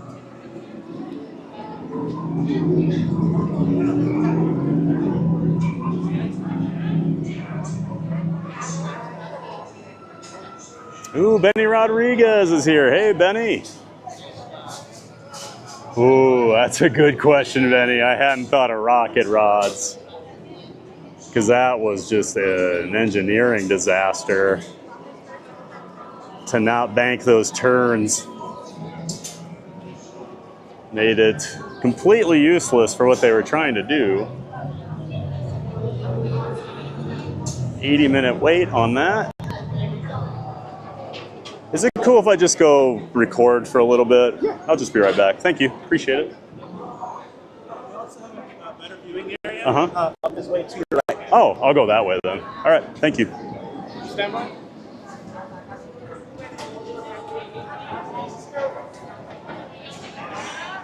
That is a great question, Benny. I'm curious what Spaceship Ears will say about that. Boy, I forget about rocket rods. It was such a short-lived thing. I never got out there during that time, but I used to read, to date myself, I used to read like news groups, like Wreck.Rollercoaster. This is back before like the internet, like the web actually existed. It was like graphical message boards, text-based. And so in the late 90s, I used to watch or read a bunch of like Disney message boards and stuff, but people used to just go crazy about how big of a flop rocket rods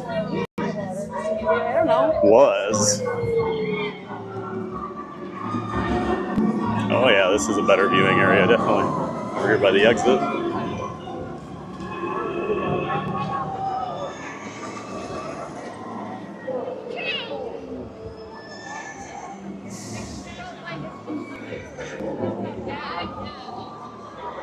So the Hagrid roller coaster is a technical marvel.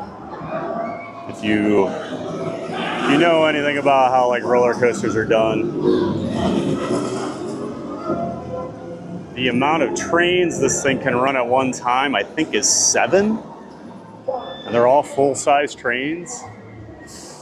And if you've ever been on this, with all the launches and other things that happen on this, for everything to just stay in sync is so difficult. And it's like they finally figured it out the last couple years, but this thing had a lot of issues when it first opened. Just even being able to run at full power.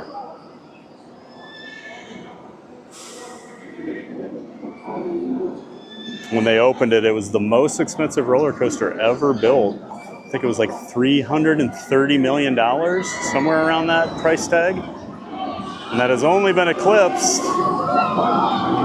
by a certain ride over at Epcot by the name of Guardians of the Galaxy, Cosmic Rewind, which has a whopping $500 million price tag for one ride. One roller coaster, $500 million. So you see, there's one train. One just came to the brake run on the other side of that wall, so that's two. We're gonna get a launch over here for 3, and then this one's gonna come over here for 4, maybe. The timing's off. But yeah, this thing is, I enjoy the ride. I don't think it's like the greatest roller coaster or anything. It is super, super fun. The animatronics are cool. Some of the tricks they do are really cool. But I'll take VelociCoaster over it just because I like intense rides. That's what's normally supposed to happen. That one kind of follows it. So yeah. All right. Enough nerd talk about Hagrid. We'll be on our way.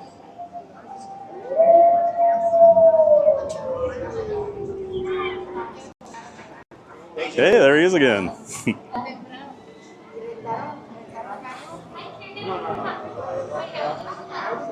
We'll go head back to Hogsmeade. I'll cut through here. Might stand under one of these umbrellas for a second. Catch up on chat.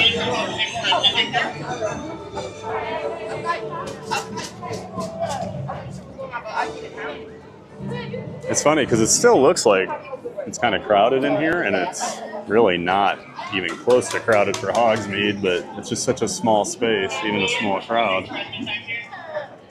Even a small crowd kind of looks like it.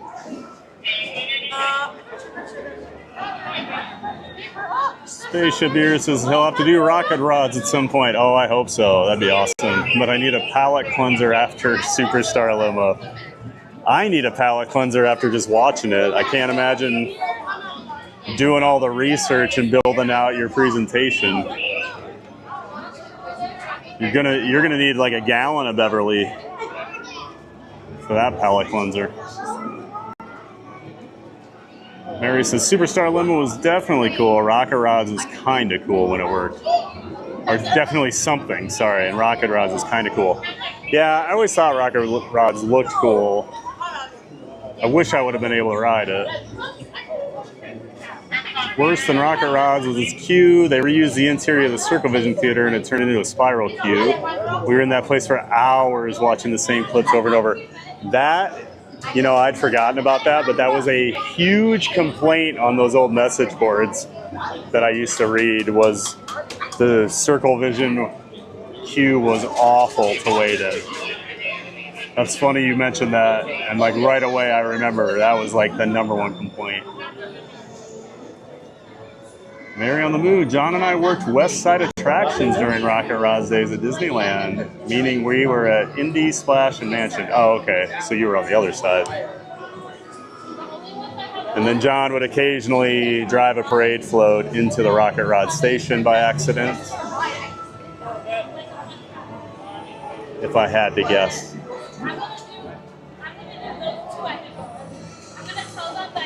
Yeah, Spaceship Beer is the capacity on Hagrid's is really impressive, which is crazy with how long the lines are, because that thing still eats people.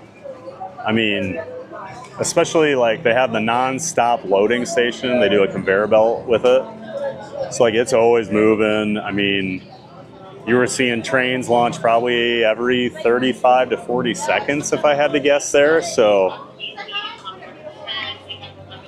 and like I mentioned, they're full-size trains. It's not like, because a lot of like launch coasters are usually a little shorter train or something, but those are full-size trains. They're usually running probably 7 or 8 at a time.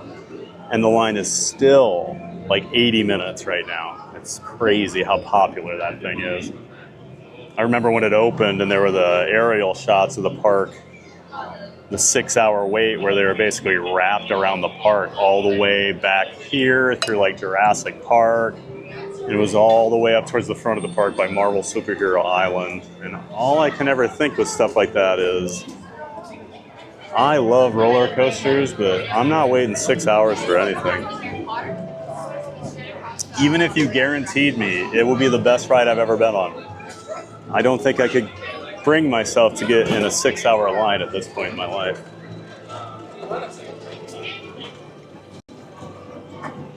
Although I say that now that I live in Orlando, if a really big ride opens and it has a long wait, I'll probably wait for it because I'm here.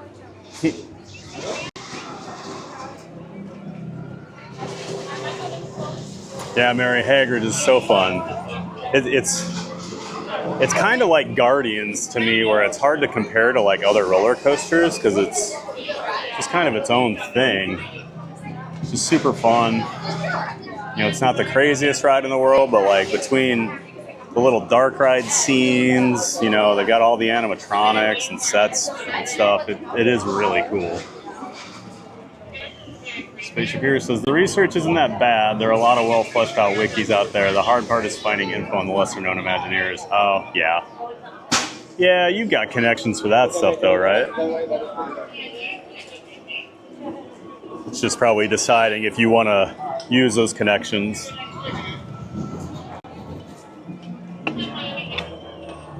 All right. Got a little shade, cooled off a little bit, drank a little water. I'm ready to head back towards Hogwarts Castle.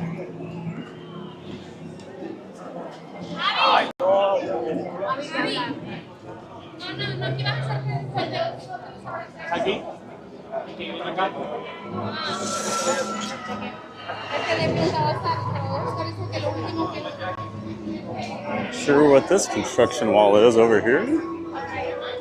I always love that snowman when it's 100 degrees. The theming of Hogsmeade can be a little hit or miss here in the summertime when you see snow everywhere and not one person in this park is cold right now. There is Hogwarts Castle. I love the forced perspective of that. It looks so cool. It looks so huge. Like it's off in the distance. This was really when Universal stepped up their game when they got the Harry Potter deal. They really poured a lot of time and money into this area, and it shows. If you've ever been on Forbidden Journey, it is a great ride. There goes Flight of the Hippogriff. That's just a junior roller coaster, pretty standard.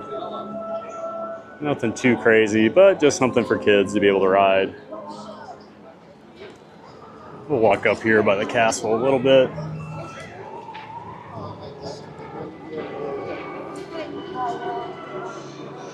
Just kind of curious how long the wait is on a day like this. Wow, 10 minutes. It's 3:40 on a Sunday in June, and it's a 10-minute wait for Harry Potter and the Forbidden Journey. Wow.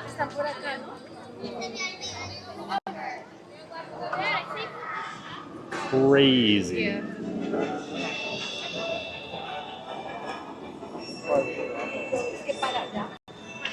And if you've never been to the two older Universal parks, just be aware they are not as like fat friendly as Disney. The seats can be pretty tight over here, so check out those test seats. It's usually about, I feel like that's about a 53 or 54 inch in diameter anywhere on like your upper body, whether that be your stomach or your chest. You're probably going to have trouble fitting on that one. They do have one modified seat on each car. Just ask the attendants about it. They'll let you know which one it is. You get like an extra inch or so that might help you. And then they use that same ride vehicle over at the new Epic Universe on their Monsters Unchained dark ride. It has the same exact like ride vehicle, those bench seats and you're on the robot Kuka arm going through, but they actually built two even bigger restraints and they set them up higher than the other two seats, which is nice for tall people. And then the normal seats are actually like the modified seats on this one.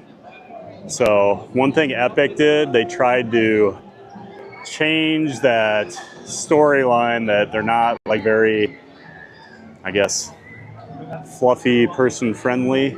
Because that, I mean, I'll be honest, I didn't come over here for over a decade because I couldn't ride stuff. So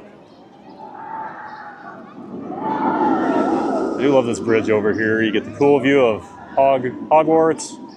And then you look back here towards Jurassic World, you get to see VelociCoaster going around its final double helix before it goes into the Montosaurus roll.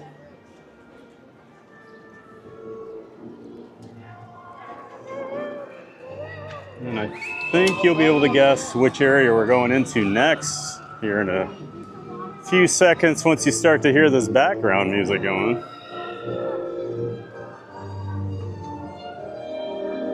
And then that's an even better hint here. Heading into Jurassic Park. A lot of people think this will get a makeover to Jurassic World. At some point, the Hollywood park changed the Jurassic River Adventure over to be Jurassic World, and I've heard really good things about it. So I'd love to see that come over here. Plus, they've already, with VelociCoaster, whenever you're in the VelociCoaster area, they refer to it as Jurassic World already. So it's kind of confusing to have both, so why not make it all Jurassic World, especially since that's the movie franchise these days. It makes the most sense. And you can see VelociCoaster is only 25 minutes right now. Wow. These are the kind of days I hope for, and then here I am streaming. I can't ride. Can't ride these things when I'm streaming. All right, let's check on the chat.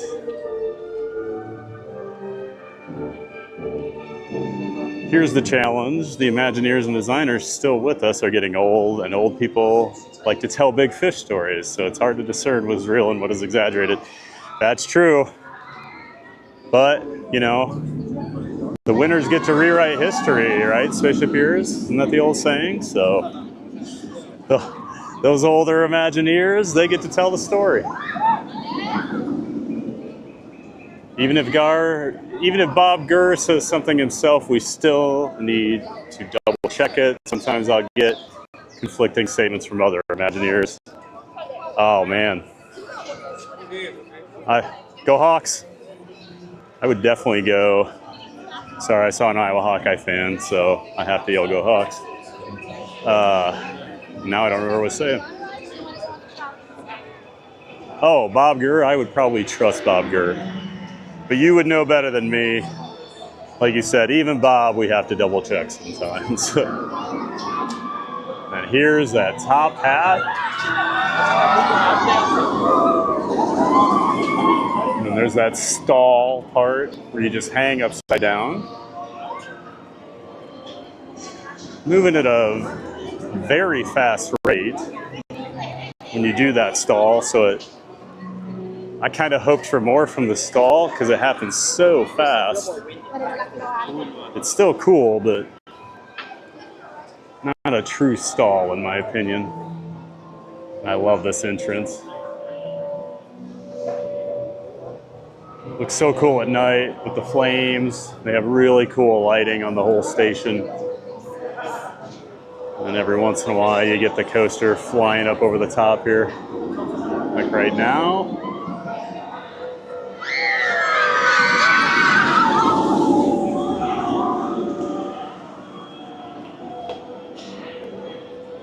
So good, such a good ride.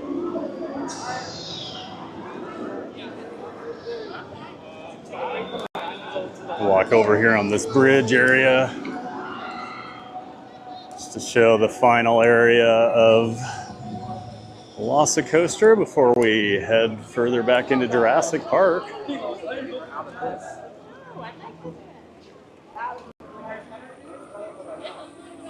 Nearly lost your phone your first time on Harry Potter. I had no idea it tilted that far. Yeah, that thing, that's the nice thing, I think, with the Monsters Unchained ride. It's not as crazy with its movements as the Potter ride over here is. There's one part where you get flipped on your back to kind of look up at the ceiling, but it's not nearly as much as what's going on over here with Forbidden Journey.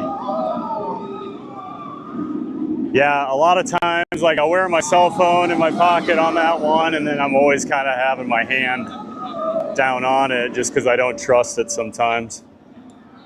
So I totally get that. That ride's much more intense than I think people think it's going to be.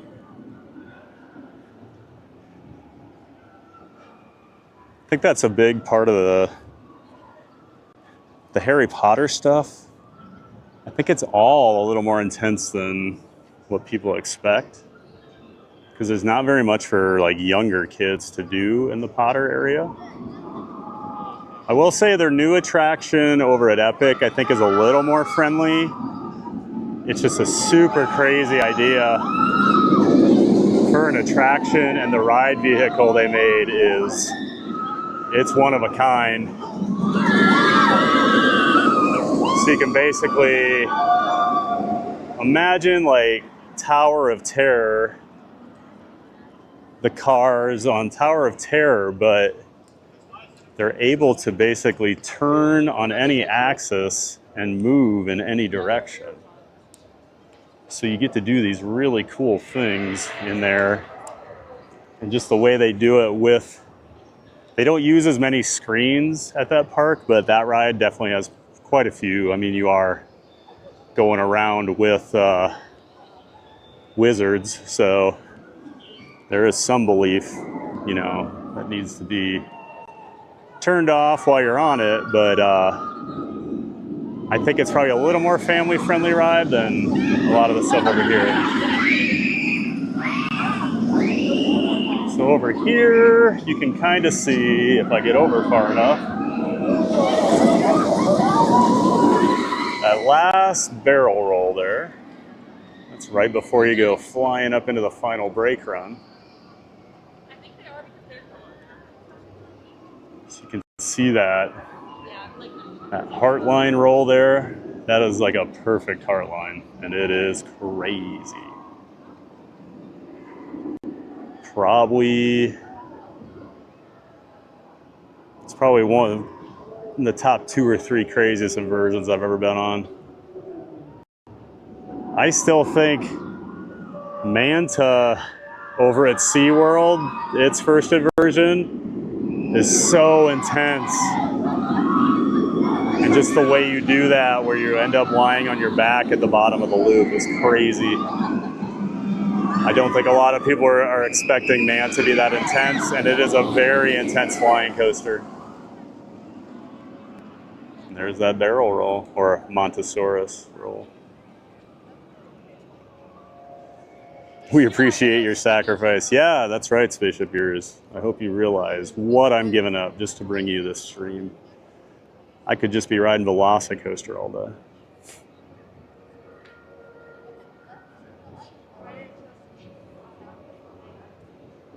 Andrew Lucan's music. Hey, loving the live stream. I'm from the UK and going to Orlando in late September. What's the wait times for Harry Potter at the new Epic Universe like? So depends on the day, but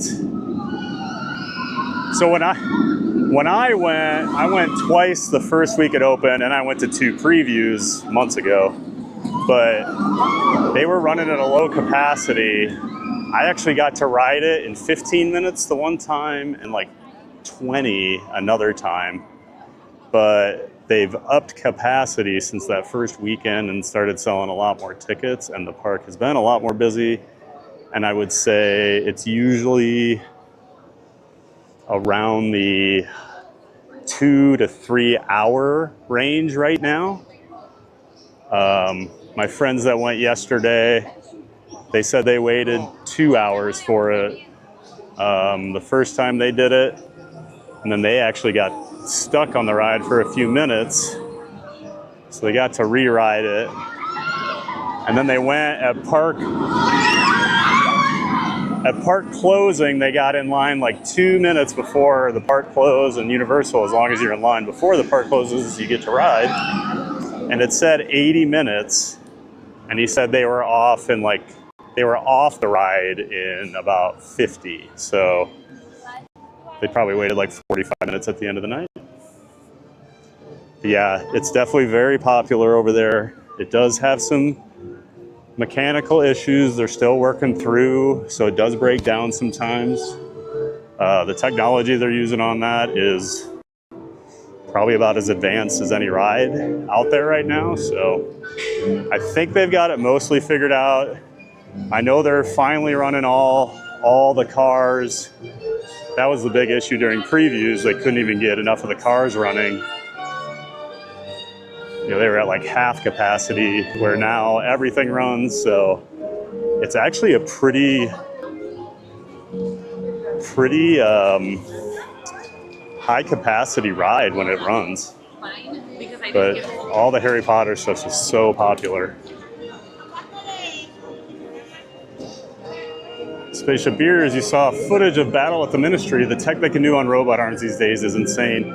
Oh man, you know, I remember when they announced Universal had purchased all those Kuka arms for the Forbidden Journey ride many years ago. And I want to say they were all like 7 or 8 million each for each robot arm. And like now I'm sure they're way cheaper and can do way more stuff. But the Battle at the Ministry, that ride vehicle is absolutely bonkers. The stuff it can do.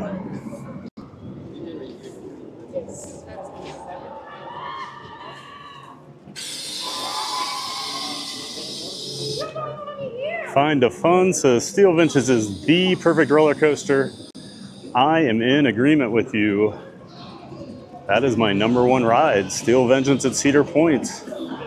Out of 558 roller coasters, that is my #1. It is absolute perfection. It's insanely intense. Absolute ejector air time. Over and over and over. That thing just fries my thighs. I can only do about 3 or 4 rides on it and I'm done because I'm just so tall and I'm a big dude. And RMC, the company Rocky Mountain Construction that created Steel Vengeance, does not like tall people with their ride restraints, but I make do. But 100% agree, I love Steel Vengeance. So here's I was saying earlier, there's like the second half and the first half of the ride back here. This is the first half. So the initial launch you get into the paddock area comes right here over this little bridge. You'll see them go flying by. Might move over here actually. And there they go, of course, as I walk away. You can see it goes up into that first inversion. And it's more about, this is a lot of like tight turns and going in and out of the rock work. There's some VelociCoasters back there that look like they're chasing you. But to me, this ride's all about that second half. Launching up and over that top hat.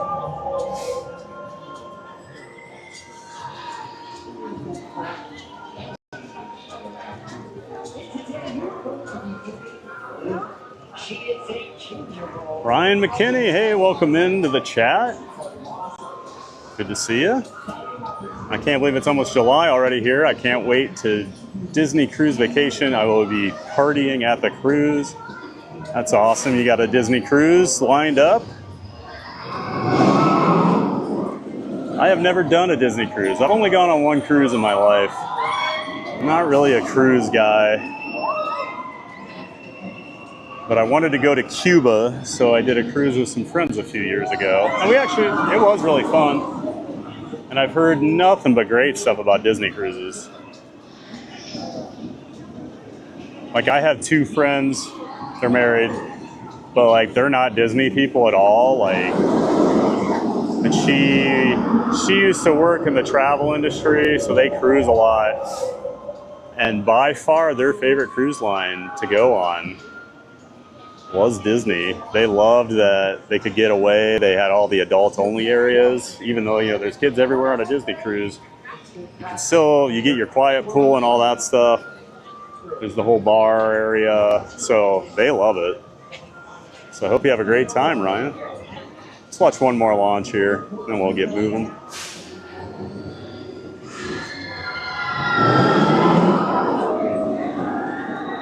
Andrew Lucan's music. Hopefully all the issues will have smoothed out by the time I go. Fingers crossed. I would say by September. I think that's when you said you're coming. I would think by September they'll have everything ironed out. You know, you're always going to have issues at a park. You just never know. But I feel like I haven't heard many horror stories lately about it breaking down for an extended period like I was a couple of months ago during the preview. So one smart thing they did, they shut it down for the final week of the previews before they opened to the public because it was still struggling. And they, I think they tweaked everything and fixed all the kinks that they were running into.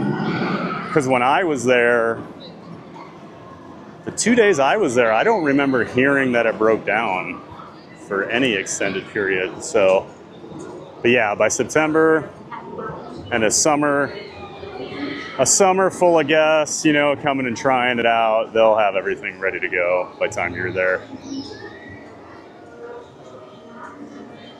On another note, the Jurassic music gets me every time. It is a great score. I love, like I hear it right now. Da, da, da, da, da. That's just classic movie music right there. This is the first, they call this an inversion. I argue that. I don't know. I think it's more of a, what's the term I'm looking for? More of a like bank turn than an actual inversion, but I don't make the rules. But I've never really felt like I was actually upside down on that part.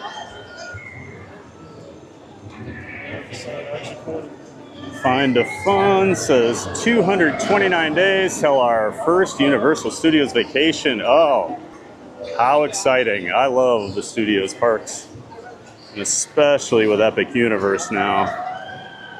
Like, I've always loved Islands of Adventure. Like, I think it's head and shoulders above Universal Studios, the park. I much prefer the 90s version of Universal Studios, if I'm being honest. They got a lot of the rides that I thought had the original charm of that place, but it's still really good. But I think Islands is head and shoulders better.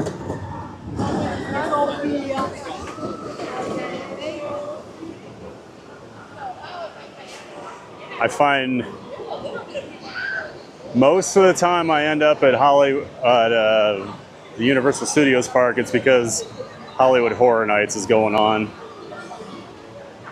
So I spend a lot of time at that park in September and October.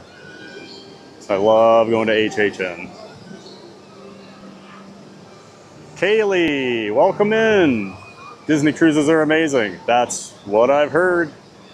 My sister vouches for them. A lot of my friends absolutely love them. And I don't even know that you even need to be like a big Disney fan to enjoy it, but I'm sure it helps.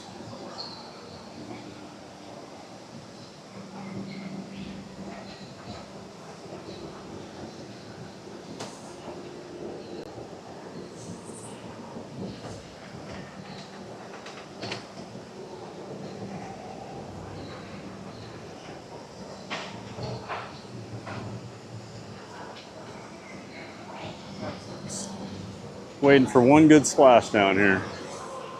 Here they come. I can hear them screaming.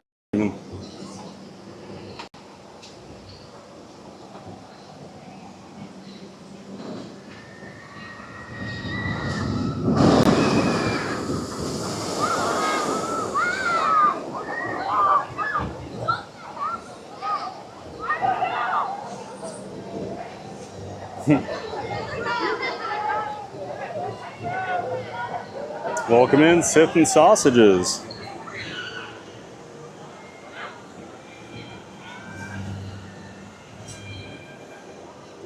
Stopping here for a little water.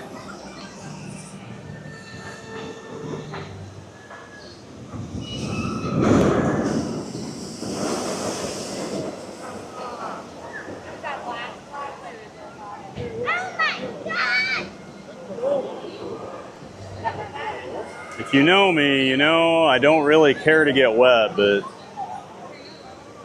that looks pretty nice today.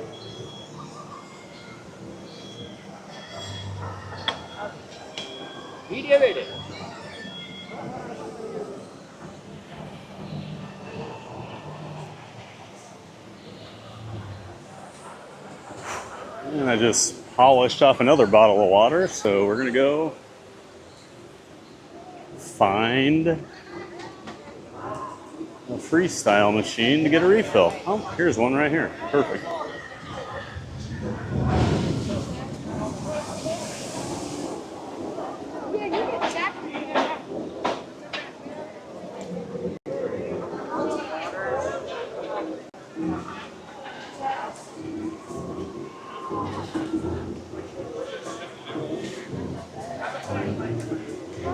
I'm not in line. Oh, you're not? Oh, okay.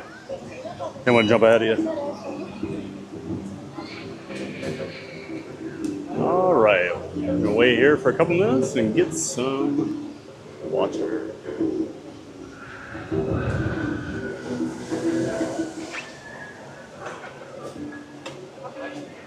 It is definitely starting to feel the heat now.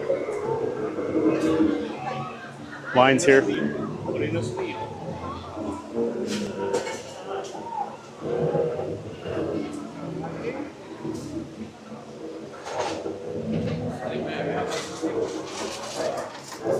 Excuse me.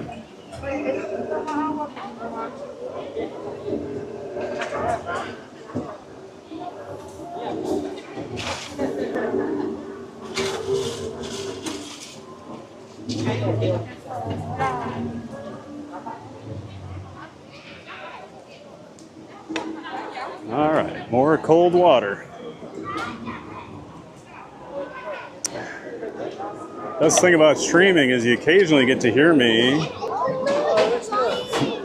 tell off a guest. People just thought they were going to walk right up past everybody. That was not going to happen. Let's sit down here for a second. Just a couple things quick. Hope you're all enjoying the stream. First time over here streaming from Islands of Adventure. Just curious how it would go, but such a beautiful park. Even if you can't ride a ton of things, I think it's worth walking around and showing it off.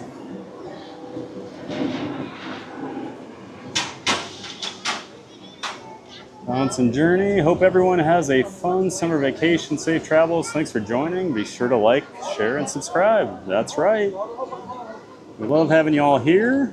Always love answering any questions for people. I'm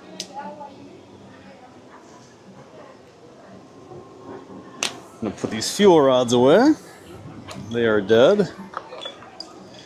And unfortunately, so fuel rods, if you're not familiar, these little portable chargers that you can get in the parks. They have machines where you can buy them if you don't have them, or you can swap them. So when it dies, you go swap it. Now the nice thing at Disney, the swap is free. They have a deal with them, where all the other parks in the area, you have to pay between like $1 and $3 for a swap. So I don't do that over here at Universal because it's kind of hard to convince yourself to do that when they're free at the other place. But they are still super duper useful because they're lightweight. Like I actually hang them off my camera and my phone that I stream off of, so while I'm walking around the park. So it probably looks a little silly sometimes, but they do the job. Sitting over here in the Jurassic Park area, they've got this big counter service, kind of like you go through almost like buffet style and pick what you want and then pay at the end. Food's pretty good in there. Andrew Lucan's Music says, is the water free? Yes. So I always bring a refillable water bottle. Obviously Disney themed over here at Universal works really well. But all those Coke Freestyle machines, so there's a couple different options. You can buy like a one-use cup that has like an RFID chip in it that knows you only get one fill, or you can do a refillable mug where you buy it for like the length of your trip, or you buy it, you can activate it for each day that you want to use it, like $15 I think for unlimited refills on soda and other non-alcoholic drinks. But all those Freestyle machines have free water, and it's cold and it's filtered, because if you go to the Florida parks, you'll find out real quick some of the water is not as good as some of the other water. So that's what's nice over at Disney. They put in a lot of like refillable machines. They're not like the Coke Freestyle, but they're the ELKAY. You'll see them in a lot of like office buildings and stuff. But Disney's put those all throughout. But they're usually not very cold. Some of them, like Magic Kingdom, there's a couple that are actually kind of gross. Whereas these Freestyle machines, they're always awesome. So yeah, make sure you bring a refillable water bottle with you. You'll save a ton of money because a bottle of water, I think, is $4 at most of the parks down here right now. And that's for like a standard, just baseline. And then like a smart water, I think is $5 at Disney. So yeah, that piles up real quick when just bring like a $15, $20 bottle with you and you can refill it.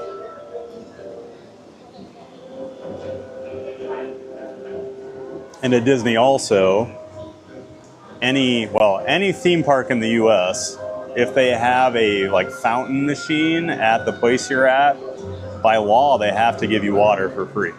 They cannot tell you no. So you can even go up there and ask them for like a cup of water. They won't fill your bottle for you, but they'll give you cups of water and then you can put it in. Like our good friend of the channel, John from Fun to Be Free, who when he's at Disney World, which is almost every day streaming, he gets his complimentary cup of water at all the different places as he goes around. So yeah, make sure you take advantage of that, because even in September, it is going to be really hot down here. Summer here goes into like October. So, and when I say summer, I mean like high 90s, high humidity.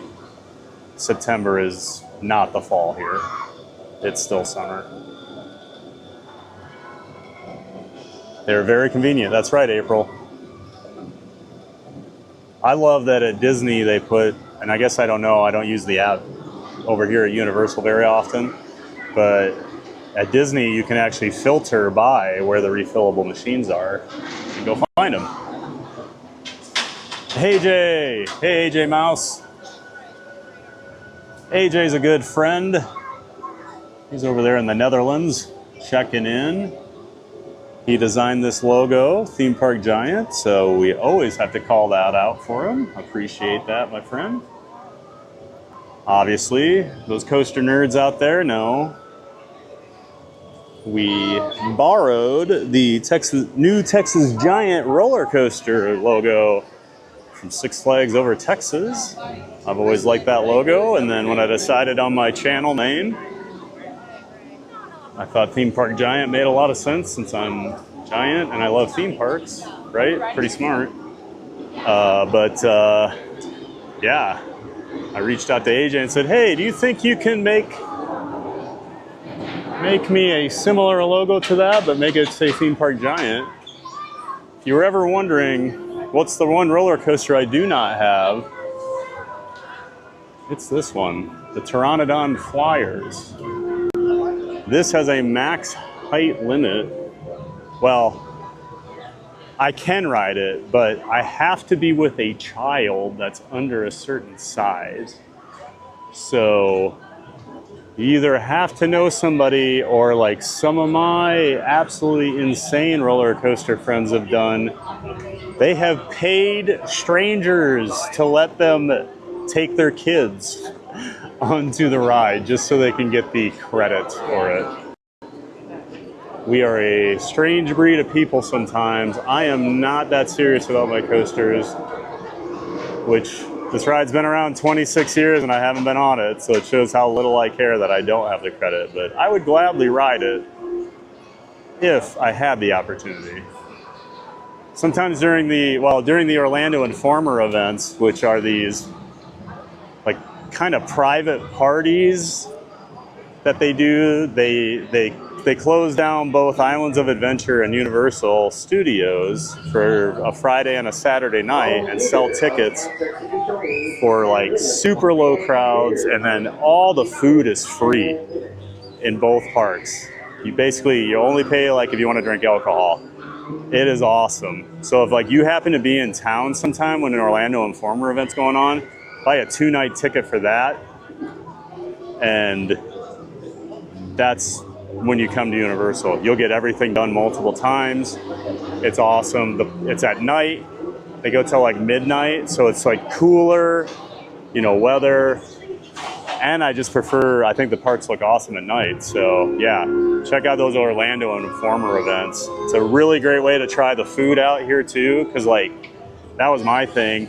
I don't eat at Universal super often, so it was a great chance for me to actually try things. So then when people ask me, for suggestions, I can actually give them some instead of going, no, I don't really eat at Universal very often.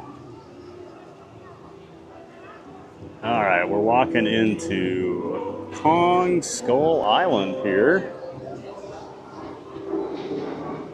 I think it's funny that this is one ride and they gave them the whole land for it. I do think the theming is really cool for it. I'm not crazy about the actual attraction. I much prefer the old confrontation at the other park. Oh, the trucks are actually driving outside. They don't always do that. It's actually very rare. Huh. Well, that's good to see. Because then you get to see the giant gates open and close too. I don't remember the last time I saw them doing that, so that's awesome. I do love, like I said, I do think the theming here is really good. I just don't think the ride is all that great. It's a lot of screens. At least I got rid of the 3D, so you don't have to wear the glasses now, but yeah, AJ, we definitely borrowed it, right? Borrowed in quotations.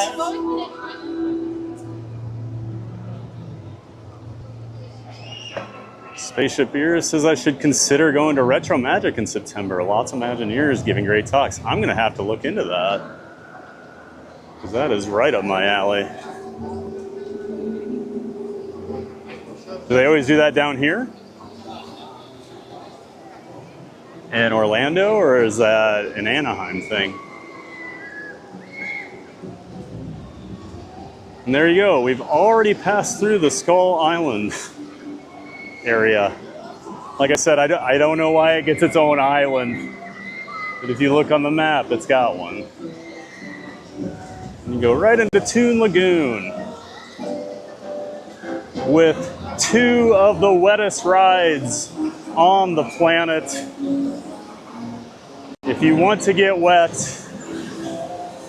this is the park. I promise. You will be soaked. This ending here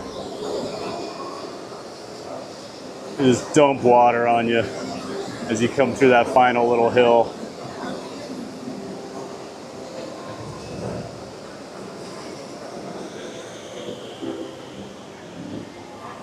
I actually do really like this log ride. I used to always say, as much as I loved Splash Mountain back in the day, I thought this was actually a better overall ride. Whew. Like, that's a steep drop for a log flume. And I love the little like roller coaster airtime hill they do.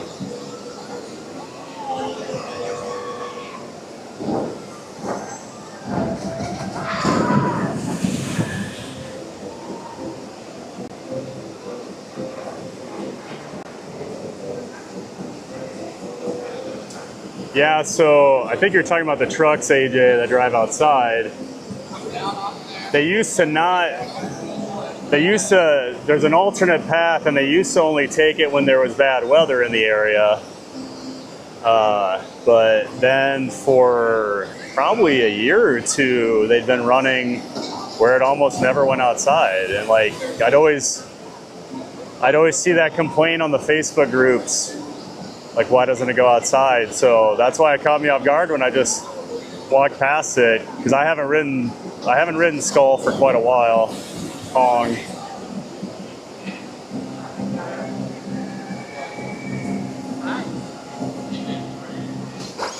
And you get a nice little breeze here, and so I kind of like standing here sometimes. And you get a little spray from the water shooting up.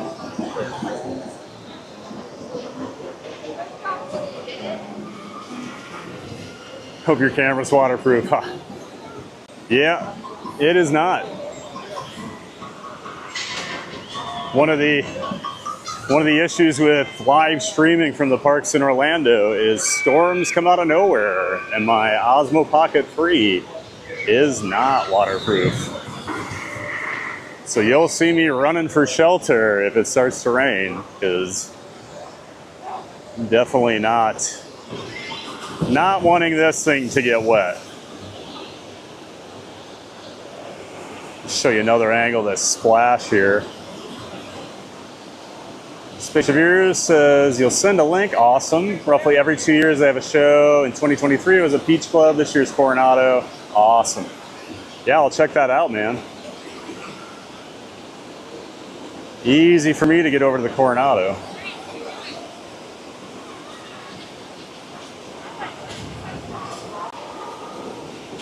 AJ, your phone got completely soaked on this way back.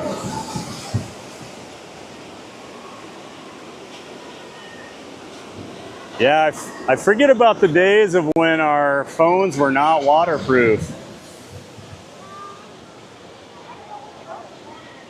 I used to always carry, I remember when I'd go on those TPR trips, I would always bring a bunch of Ziploc bags and make sure I always had one in my pocket or something, so if I went on a water ride, I could throw my phone in it.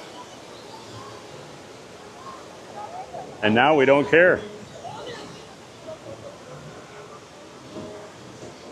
I remember the first waterproof phone I ever had. I was boating with some friends, and we were leaving the dock, and I was trying to like untie and like help people on, and the boat was pulling away. Long story short, I basically did the splits trying to stay on and fell into the water, which by all accounts, my friends said they were all worried about me, but they also said it's one of the funniest things they've ever watched. So just an idea of my friend group back in Iowa.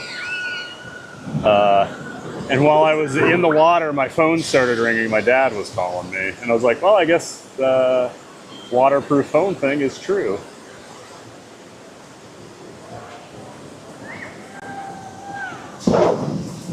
Oh, now we're got fountains going off here. So yeah, Dudley Do-Right is a super fun ride. A lot of good animatronics and things. Tells a pretty good story. Just funny because I mean I'm 46 and I never watched Dudley Do-Right. So I don't know what kids nowadays think about it. But it's such a well done ride, I can see why they don't want to. I can totally understand why they don't want to retheme it, because it does work.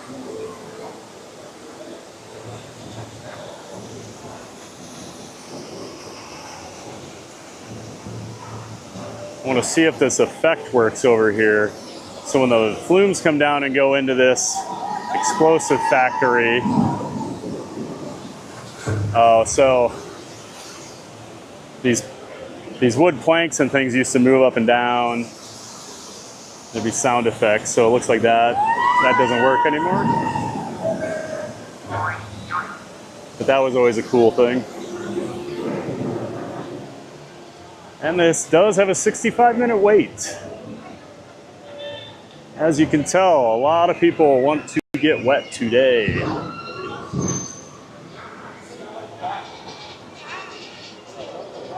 And I feel like I do have to call this out, because when you talk about the worst designed log flume restraints, this is it. Completely unnecessary. These things come down, like your feet are like next to people. It's a nightmare. I mean, I'm 6'5". It is tough for me to get my knees in there. Back when I was much bigger, there were times I couldn't ride it. And I'm old enough to remember when it first opened, they didn't even have restraints on it, and nobody ever flew off. No one ever got hurt. And then they came in and put those on. The only other ride I've seen that does that is Chiapas at Phantasialand in Germany. And that is a little crazier log flume, but still, I think it's overkill. And it didn't help that I was with another 6'4" guy, so we were really crammed in. When I think we had like a 6'3" guy, because I think it was me, Hans, and Ruben. We're all in the same boat, AJ, when we were there.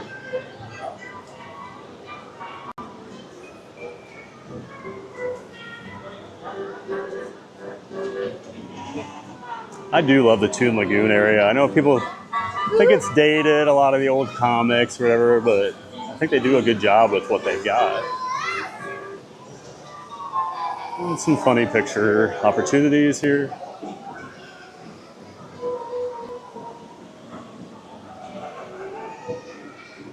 Catch up on chat. I only found about putting your phone in a Ziploc bag through those trips because you Americans were living in the future. Might just be that you Dutch people are living in the past, man, you know.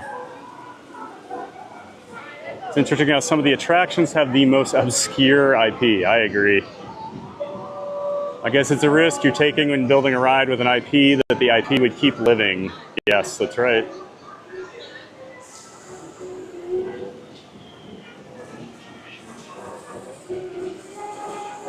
Yeah, April, it's tight quarters on that thing. I can't remember the last time I've ridden it. Like I said, I don't do water rides typically, especially these two. I do like the Popeye. I do like that Popeye statue.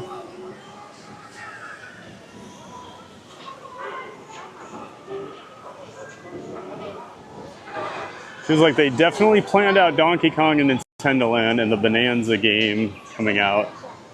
Yeah. I actually thought of that the other day, that I saw Donkey had a new game coming out.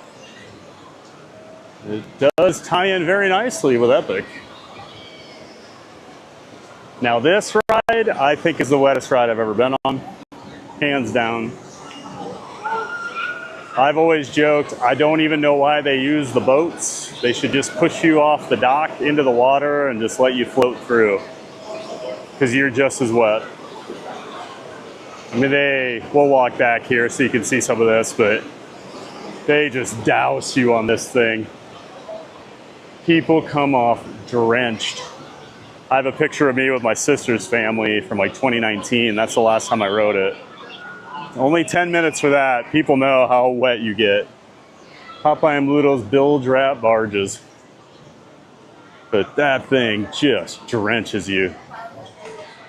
Wait till you see some of these, like waterfalls and stuff back here that you go under. And then you think you're almost done and you get to this conveyor belt lift hill and it's called the boat wash.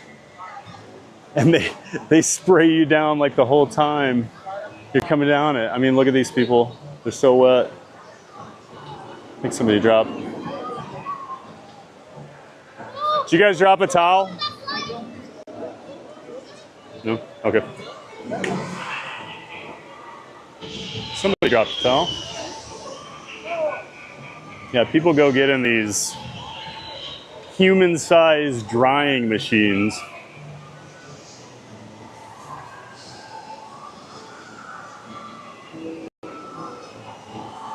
I distinctly remember when I was big as a teenager, I was crawling around the Injun Joe caves on Tom Sawyer and realized I almost got stuck. 'Twas a sad day.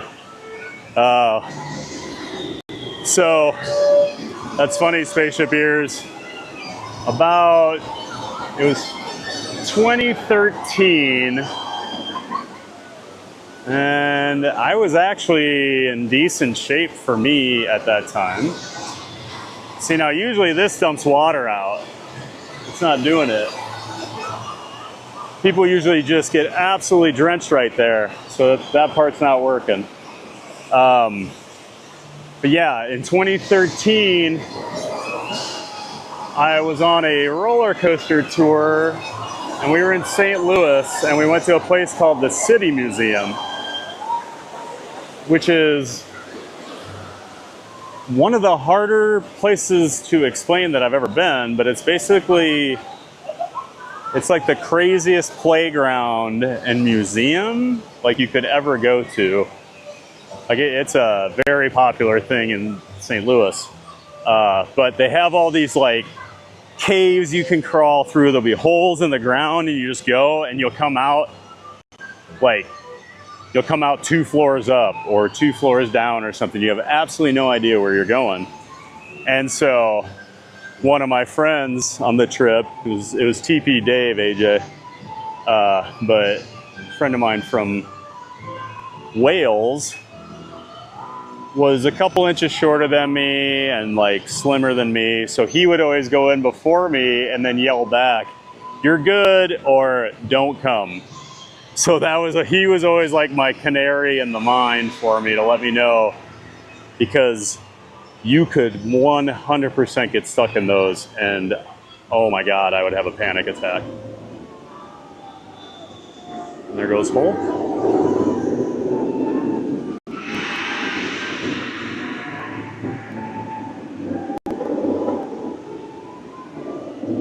Chiapas and Phantasialand was the best. Can't wait to ride it again.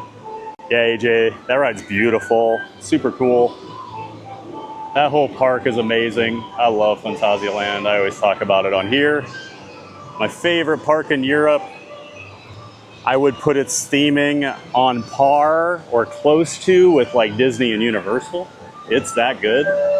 And then they build ridiculously good rides.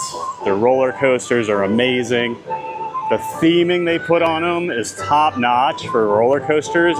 I think it's like Terran is this ride. They built a whole village and like all this rock work and stuff just for this ride to go through.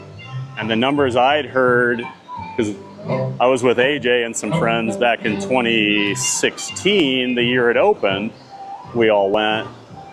And I'd heard they spent $20 million on the roller coaster. It's 20 million euro on the roller coaster, like track and everything, and 20 million on the theming for it. So they go all out. Oh, over here. I love walking around over in this area.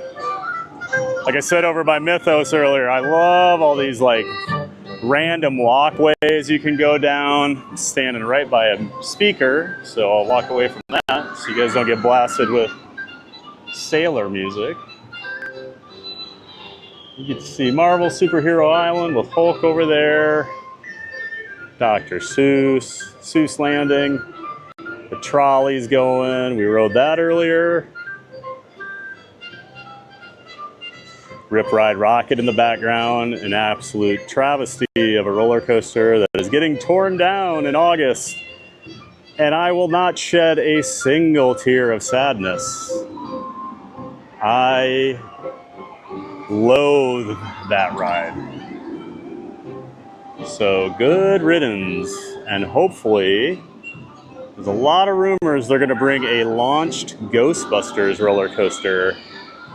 I've heard like themed to Ecto 1, which I think would be really cool. And I love Ghostbusters, so let's do it. And it makes sense because they still have the firehouse, the old New York firehouse that the old Ghostbusters show was in. So why not reuse it? Check the chat quick. Yes, we're living in the past. We still use horse carriages and windmills to see your live stream. Don't ask how. I did see a lot of windmills in the Netherlands. I didn't realize that that was because that's how you get your cell signals over there. So good to know from the Dutch guy. Always appreciate that insight, AJ. Get some awesome views of VelociCoaster over here, especially that last inversion.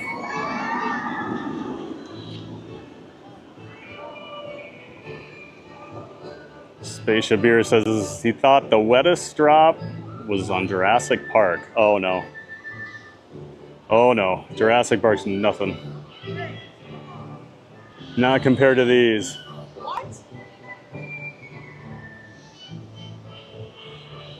Andrew Lucan's ponchos are already ordered. Good idea. You can get a good splash on the Jurassic Park drop, but did you ever ride Popeye, Spaceship Ears? No, he never has. Then you would know, Spaceship Ears.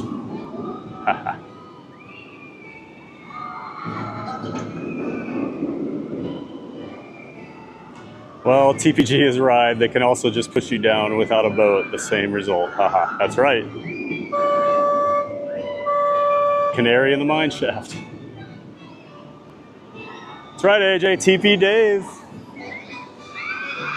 I actually, God, what was that? About 3 years ago when I still lived in Iowa. I think it was the last vacation I ever took down here before I moved.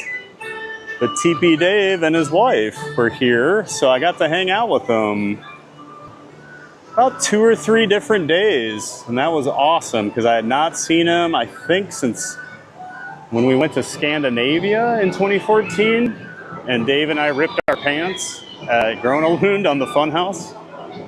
I think that was the last time I hung out with him before that, so it was awesome to catch up with him. And now, he's got a baby and everything. I can't believe it.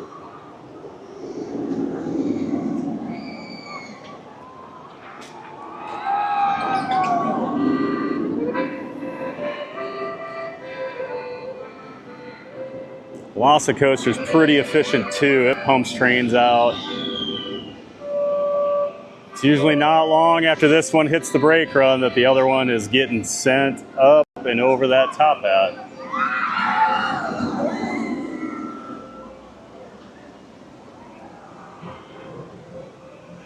Should just be a few seconds here.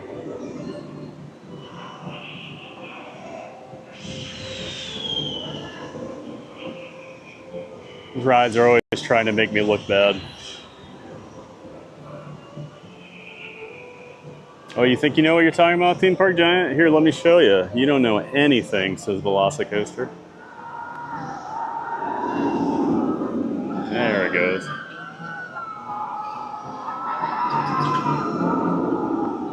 cloud's trying to give us a little cover. It's trying.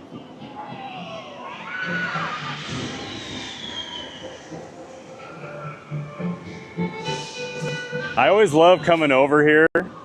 Like, the park could be jam-packed with people, and you'll be completely alone over here. You might see like one other group of people, but nobody comes over here. I love it. And it's about as close as you can get to VelociCoaster.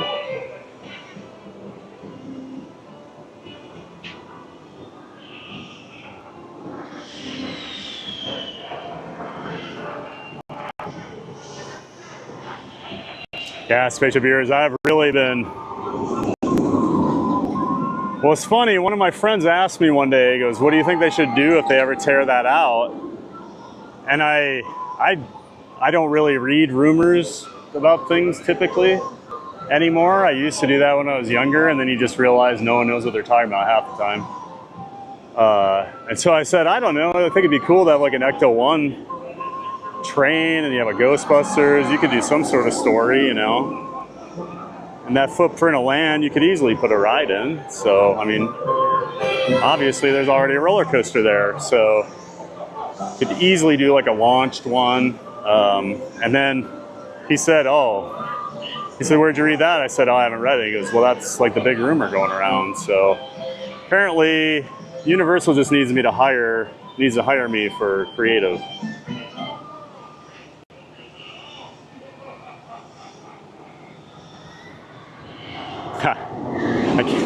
Spaceship viewers, I can't imagine the lawyers' faces when VelociCoaster designers said they wanted to invert, guess, a few feet over water. Well, not just that, like a crazy inversion too.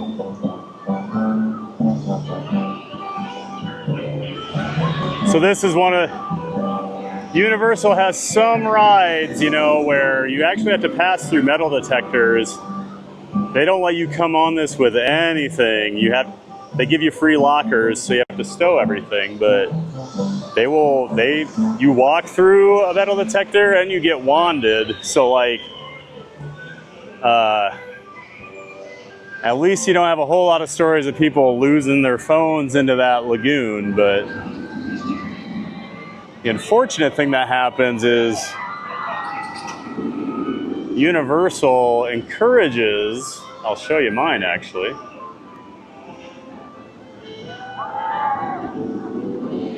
to use like a lanyard to hold your tickets and like your annual pass or whatever. Because especially if you're a guest here with the Express Pass, you have to always flash your room key.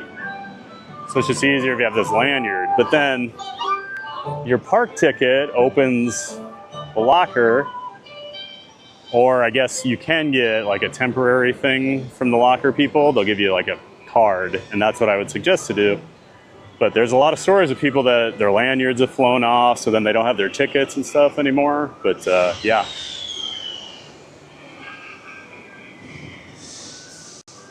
I just wear mine in my pocket. It's probably not going anywhere. And if I lose it, I'm not out. It's not a big deal for me. Just have to go get a replacement. But yeah, I actually wear it less and less now. And then the cool thing over at Epic, all their free lockers they do are facial recognition. So when you get your locker, it takes a picture, and then when you walk up, it looks, and your locker pops right open. About 99% of the time. I did have an issue the one day. I actually had to go get a team member, and I had to tell them everything I had like in my locker, so when they opened it, they knew I wasn't lying. But other than that, it works really well.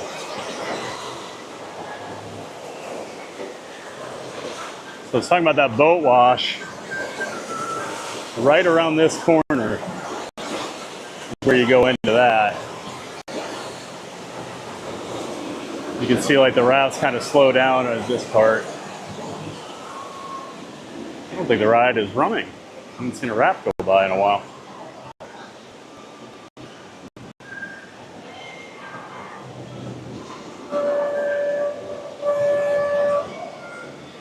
Hey, Benny Rodriguez, thanks for coming in. All I remember about VelociCoaster was that I spent more time with my butt in the air than I did with it in the seat. That's right, man, and that's why it's a great ride. Get that air time. Wait till you do Stardust Racers. Your butt. Oh my. There you go. That's a good example of how wet you get on this ride. Let's watch these people get it too.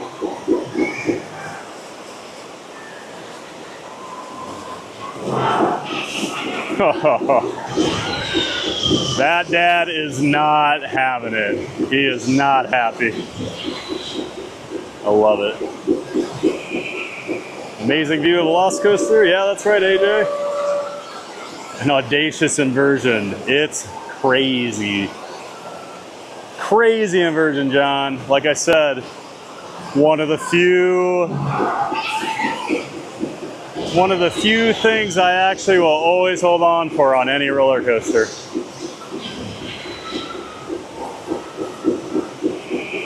Hey there, Disney Cast crew member Monique, welcome back.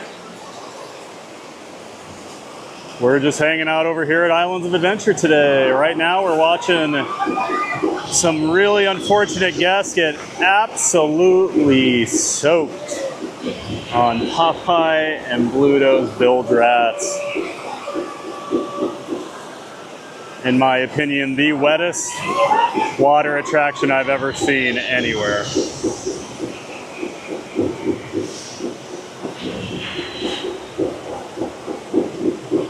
Spaceship Ears, I've been so Disney focused lately. I need to visit more coaster parks. I miss them. Haven't been to Magic Mountain in decades, for instance. Oh, Magic Mountain's great.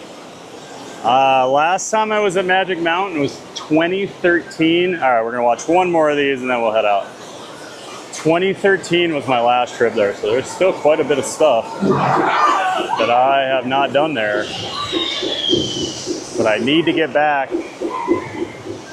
I kept telling myself I was gonna wait for Universal Studios Hollywood, their park. They've been building a Fast and Furious roller coaster. And my understanding was that was going to basically be the West Coast VelociCoaster. So I was like, yeah, I'll wait till that's open. And they showed the actual roller coaster the other day for the first time, like what the trains and stuff are gonna do. And I'm not really that interested in it anymore. I'm sure I'll go ride it, but it's not VelociCoaster. So it's like a spinning, because it's themed to Tokyo Drift. And like, I don't care about any Fast and Furious movies, but like, I know Tokyo Drift's like the least popular one. So, but yeah, for them to like do the drifting, each of the trains will individually spin. I guess it's basically Guardians of the Galaxy, but Guardians is like inside and themed better. So I don't know. You should never judge something before you ride it, but I had my hopes so high for that one, and now I'm like, okay, we'll get out there eventually. Because I've actually never been to Universal Studios Hollywood. All the parks I've been to, and I've been out to LA several times, but it always just seemed very similar to Universal here in Orlando, so I never wanted to spend the money for it. And I know it's way different. They have like the studio tour and all that stuff, but it's just never been a big draw for me. Someday, next time I go out, I'll visit. But I've always preferred Disneyland, Magic Mountain, Knott's, to the idea of going to the Hollywood park.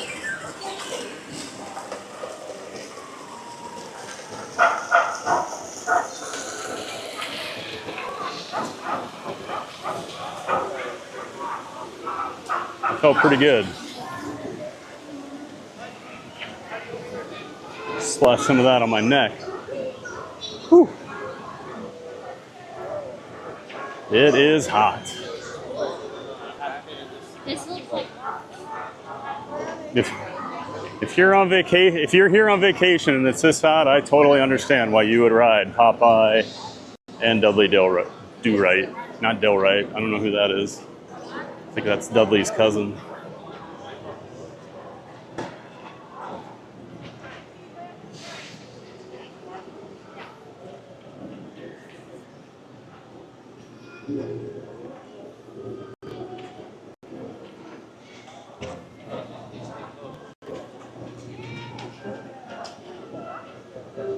You're tempting me to boot up Roller Coaster Tycoon or Parkitect. Oh, I never played Parkitect. Now I'm intrigued. Well, I'll tell you what, the hours that I put into Roller Coaster Tycoon 1 and 2 back in the day, wow. I always tell the story of, just sit down here for a second. There's a fan going. I'm going to grab a little water. Oh, I'll flip this around. But when I think it was my junior year of college, so like 98 or 99, I saw an announcement that there was this new game coming out and it was going to be Roller Coaster Tycoon, and just seeing it like in a magazine or a website, I don't even remember how long ago it was. It was probably a magazine. I was like, whoa, this is like my dream game. And they brought a free demo of it out months before the game release. And they let you play for 30 minutes and then the game would stop. But you could play the demo as many times as you wanted. And I played that demo, I don't even know how many times. And my roommate, still one of my best friends in the world, he doesn't get my coaster stuff, my Disney stuff, like my theme park stuff. And he would like always come home and I'd be playing. He's like, how many times can you play the third? Because it was only the same scenario too. It's like, how many times can you play the same 30-minute demo over and over and over again? And it was like, well, watch as I'd like fire it up again. And then when it finally came out, oh man. Some of the parks I built, oh wow. Because I'd always try to build real parks.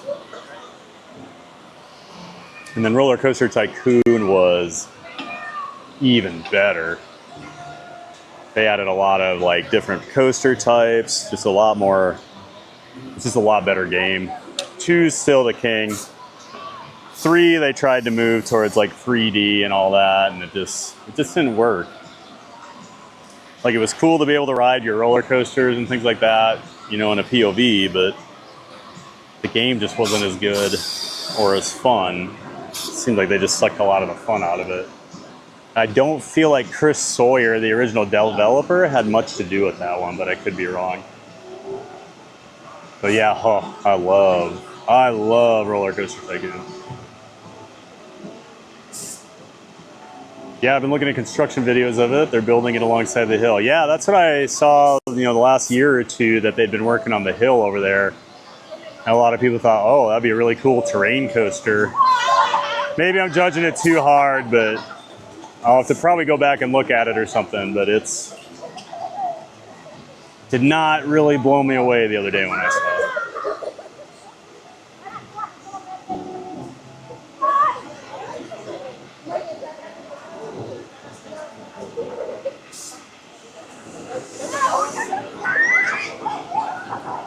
Let's see, my chat jumped on me. 1 second.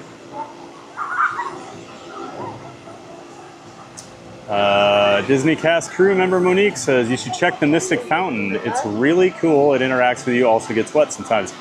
I was over there earlier and some people were talking to it and he started talking back and then the people walked away. And then I didn't want to go interact with it because I didn't want to get wet. I was hoping someone would come up and talk to it, but no one did. Yes, I do love that fountain over there, Monique. I love that you can see how wet the ground is around it too, and people don't notice that as they walk up, but they will get soaked sometimes by that fountain. And the fountain can be really funny. Not a big fan of those Fast and Furious roller coaster vehicles. They look more like Hot Wheels than Fast and Furious. Time will tell, I guess. Yeah, I think that might be my big problem with it. They look like, those trains look super bulky and boxy. Like, they remind me of, there are some rides at the Cedar Fair parks. They used to be owned by Paramount, but they'd originally themed them to the Italian Job. So they're the Cooper Mini cars, and that's what they remind me of. So like Kings Island still has theirs. I know Kings Dominion in Virginia still has theirs. I think Great America might out in California, but that was my first thought when I saw those, and that's like a family ride. So I think that was maybe was like, oh, but then like, I mean, the Guardians trains are bulky too, and I don't judge those. I guess when I first saw the trains for it, I was like, I don't know. And then that turns out to be one of the best roller coasters ever made. Spaceship Ears. Oh, Parkitect is great. It's more tuned into old school RCT than the games like Planet Coaster. Okay, that's more what I'm looking for, because I've tried to get into like Planet Coaster before, and there was another game, Coaster Studio, I think. And I just don't care for the aesthetic and just how they feel. They always look like they're going to be a lot more user-friendly, the Coaster Planet one, and then I just never really enjoy it as much. April, A Bouncing Journey. Rumor is they're bringing the coaster for Fast and Furious to Orlando when they close Rip Ride Rockets, so I hope we get it here, but for how it's in... Oh, okay. Had not heard that. I kind of hope we get something, get our own thing. Like, I hate it when the parks kind of share things. Like, I like having our own stuff here. And then if I want to go to Hollywood, I'll do a specific trip where, I mean, that's part of the reason I've never gone to the Hollywood park. There's so many repeated rides. AJ, had to ride Diddly Dudley and Popeye. I thought it would be my only time ever there, but then I came back a year later, and next year, hopefully. Got to get Epic in. Oh, yeah. I know you'll be back for Epic, AJ, and you'll know I'll be here, so. Well, I guess we can't be certain, but I should be around. They say the Mystic Fountain is at the Lost Continent area in Islands of Adventure. Yep, that's right, Monique. That's where we were over earlier looking at them. And they have rethemed it right now to How to Train Your Dragon. So I think there's some rumor. A lot of people seem to think Lost Continent's days are numbered right now. We'll see what happens.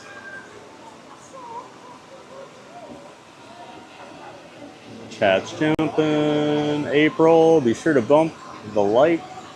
Let Theme Park know you're having fun. Thanks for being here, everyone. Appreciate that, April. Spaceship Ears. Roller Coaster Tycoon was Chris Sawyer's masterpiece. I'll die on that hill. The man wrote it almost entirely in assembly too, which is madness. Well, and like, didn't Chris build the original by himself? Like, I thought it was just an independent, he was just like an independent developer and then got swallowed up by, I know it was eventually Atari. I can't think of the original company that bought Roller Coaster Tycoon, but yeah, I was thinking Chris was basically the only person. Which is always mind-blowing to me that one guy built a game like with that much depth and was that good, and like there were no bugs on that game. Like, I played it forever and it didn't crash. You didn't have weird little issues. Like, it just blows my mind. Like, I've never played Minecraft, but the idea that one guy created that game in like a weekend that's nuts. Just, and like the amount of money that game has made. Whew. Why can't I come up with that? AJ says, yeah, that's right. He did consult on RCT Think, but yeah, RCT2 is king, 100%. Using the Guardians mechanic for drifting cars is a good idea, though. I do agree with that. I like the controlled spinning on it. Like spinning doesn't bother me, but I just don't really like spinning coasters. They don't do much for me. But like Guardians, I love the way that it basically just controls like, hey, you're gonna look over here, you're gonna look over here, and there is some spinning, you know, but it's not this crazy, hey, let's try and make everybody dizzy and sick. It's spinning for a good use of spinning.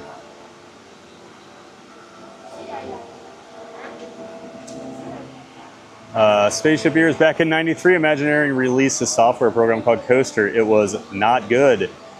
I owned Coaster. The first like IBM compatible computer I ever had, I bought right around that time, and Coaster just came out, and I was so excited. And like, I loved it. I didn't know any better, but whew, like no physics, like just do whatever you want. It was not good, but I always thought it was really cool that you could see this. They had some pre-built designs, and like the Space Mountain Alpha and Omega were both in there. And I just remember thinking that was the first time I'd ever actually seen like the Space Mountain layout, because it was always in the dark. So that to me was worth the money alone as a younger coaster nerd. Yeah, Hero Transport Tycoon 2. I never played any of the other like Tycoon series games, like, and I mean, everyone kind of copied those for a while. There was like the Zoo Tycoon, like all those.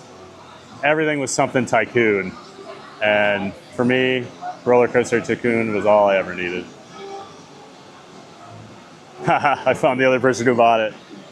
Yeah, man, it was bad. Like, but hey, it was cool. You could design your own rides and go ride them. Wasn't realistic at all, but for 1993, hey, it looked better than like the old Build-A-Coaster thing in a Communicore had in 80s Epcot. So we had that going for us.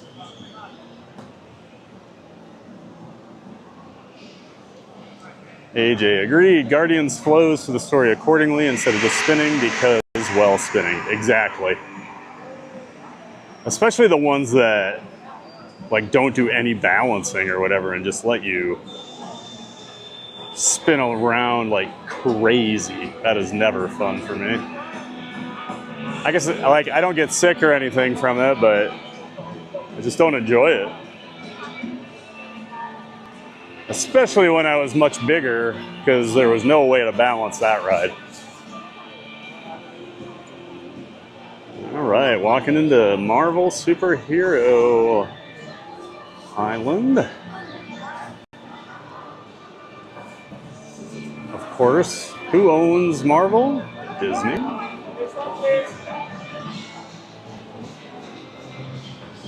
Now the stipulation I've always understood is they're still allowed to use this. Obviously, there's the whole like, you know, kind of well known, like there's the contract that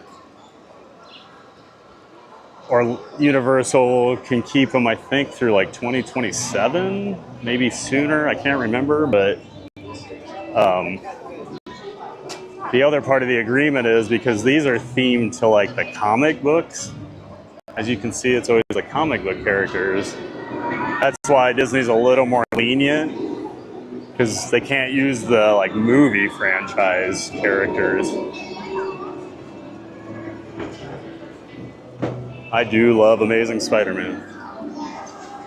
That is still one of my all-time favorite rides. I will always tell the story when we came opening year on vacation down here. We waited,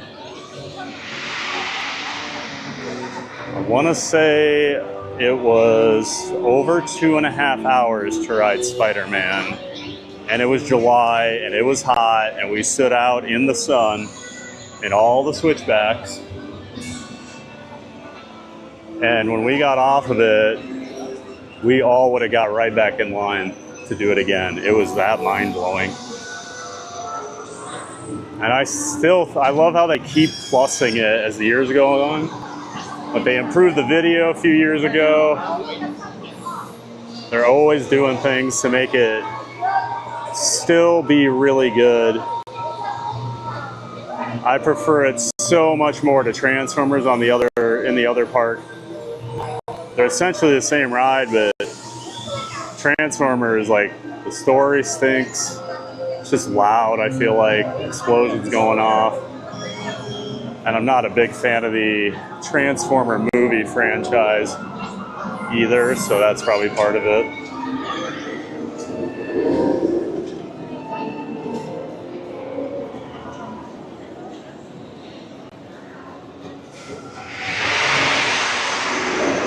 Going way back, but I love the Coaster Builder in Communicore 2. They brought something like that back for Virtual Space Mountain. Ha! Oh, and I see, haha, Jinx, yep. I knew you would know the Communicore Coaster Building program. I used to make my family go in there so I could build it. And then, yes, the Disney Quest Build-A-Coaster was very similar, just much better technology. Although, again, the coaster reality that you could build was not very real. Remember when Spider-Man came out, it was totally innovative. Oh, it was so good. I still think almost 30 years later, it's an impressive ride. The way they do everything. Yoda, to move an actual car through a 3D set, like a practical set with the screens, 3D screens and everything, and have it all be perfectly in balance, so people aren't getting sick and the effects all work. I think it's still really impressive in 2025. Some close-up looks at Hulk here, the Incredible Hulk coaster.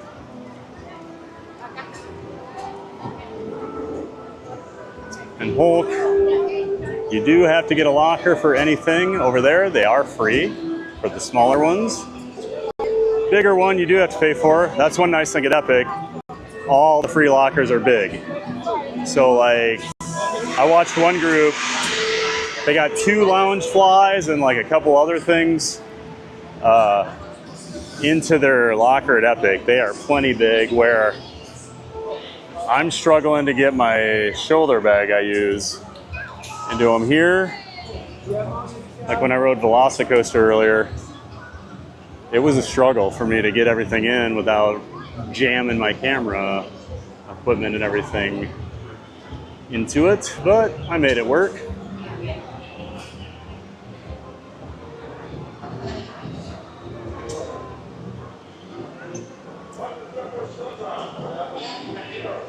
Oh, that's right, it was Cyberspace Mountain. We have to remember to put our brains back in the 90s when cyberspace was a term that was thrown around for the internet constantly. And then so Hulk opened on day 1 with the park in 1999. And it was really innovative. There'd never been a launched lift hill like that. And it's all tire driven. So if you ever ride it, it is kind of cool. It's just a wall of tires that are spinning and shining that pull you up and launch you out. And you go right into that barrel roll coming out of there. It's very intense. But for whatever reason, so B&M's the company that built this, Bolliger and Mabillard, I can never say it.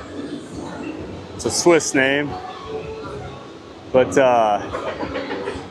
they're usually known for their rides, like staying pretty smooth for a really long time, even if they're intense. They're well built. And then this one, they basically tore it down about 8-9 years ago and rebuilt it for the most part outside of like the station and the brake run. I mean, this is all like newer track and it's already rough again. Whereas like, it's weird because there's B&Ms all over Florida. So I don't think it's the weather, because like SeaWorld, Mako is still smooth. Even Kraken is pretty smooth compared to Hulk. And that was built in 2000 or 2001. You know, Busch Gardens down in Tampa has a slew of old B&Ms, like the original Kumba from 1994. And while it is a little rough, it's still really good. Whereas Montu, built in, I want to say 96, that thing still kicks butt and is smooth as glass. I love Montu. Probably my favorite inverted roller coaster in the world. Which reminds me, I'm due to get back down to Busch Gardens. I've not been there in a few months.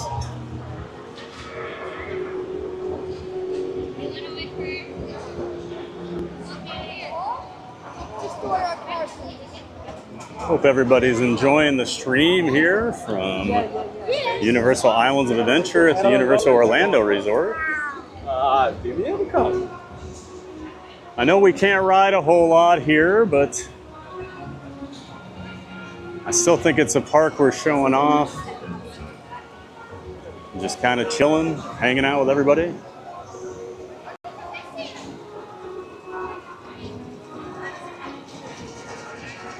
And it was hosted by Bill Nye. Oh, I forgot about that part. I only did it once. We went to Disney Quest the year it opened. I used to go to Disney Quest all the time when I'd go on a trip, because I usually had the annual pass where it was like part of your annual pass. So I'd always make at least a visit because I loved all the old arcade games. So I'd go over at least once a trip and just go play a bunch of free classic arcade games. And then there were a couple of the, you know, bigger, I guess, attractions at Disney Quest. That I would do. I always liked the Buzz Lightyear, like, used to drive around in those little cars. And you'd pick up the balls and you could shoot them at each other. Like you had a cannon. I always thought that thing was really cool.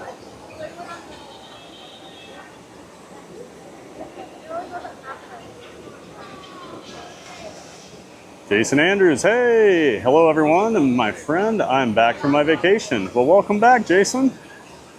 Great to have you back in the chat. Spaceship Heroes, Goodyear should have sponsored it for all the tires. They're busy sponsoring the People Mover conveyor belt. They don't have time to sponsor the Hulk lift. Leave them over there at People Mover. I don't even think they sponsor it anymore. I just remember it used to always have the Goodyear stuff on it. It was like this angle of Hulk diving under the bridge. Coming out of its loop, going underwater.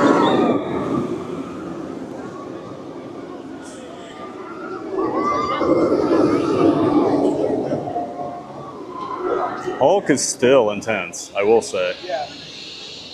Because for many years, I feel like Hulk was probably the most intense coaster in Orlando. And then there's that black coaster across the lagoon that appeared. I guess SeaWorld's put some stuff in. But Hulk is still intense. I always tell people, when they ask me, oh, do you think I'll like VelociCoaster? I'm like, well, have you ridden Hulk? And they say, yeah. I'm like, it's basically Hulk on steroids and smoother. Where I get headaches on Hulk. I probably ride it about 1 out of every 4 or 5 times I come. And the line has to be short. Or if a friend's in town or something and they want to ride it, then I'll do it. But that is just one that beats me up.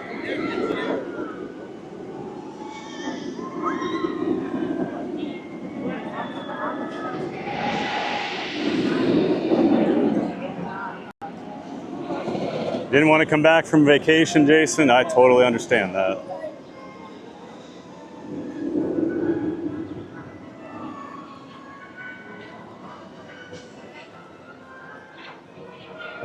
I've been living a pretty weird life the last couple years, trying to just do content full time, where I don't really have vacations or days off or weekends. Every day just kind of runs the same. But I also, my vacations are every day.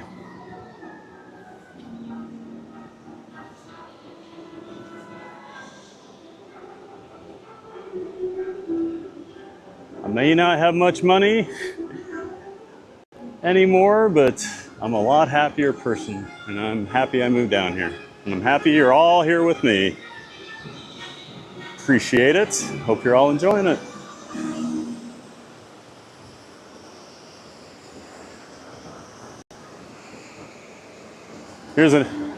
Here's another one they built in versions over water, John. I've always loved how Hulk looks set out over the water, and they've got those waterfalls. Like usually parks aren't going to put that much attention into what the coaster is kind of sitting on.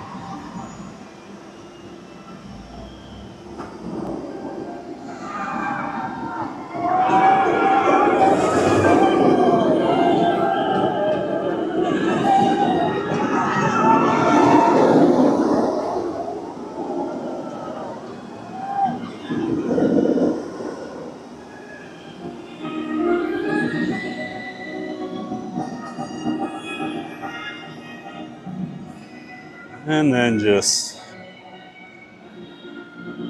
I do love this part of the park, this front area.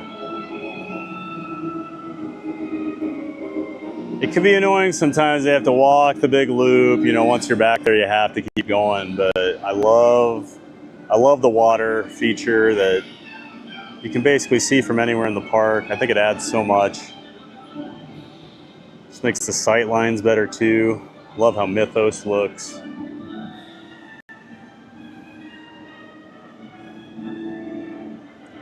I love all the cute little details on like the Sneech Beach. You know, they're out here. Well, this guy's out here trying to fish, and this bird landed on his head. So he's not having a very relaxing day.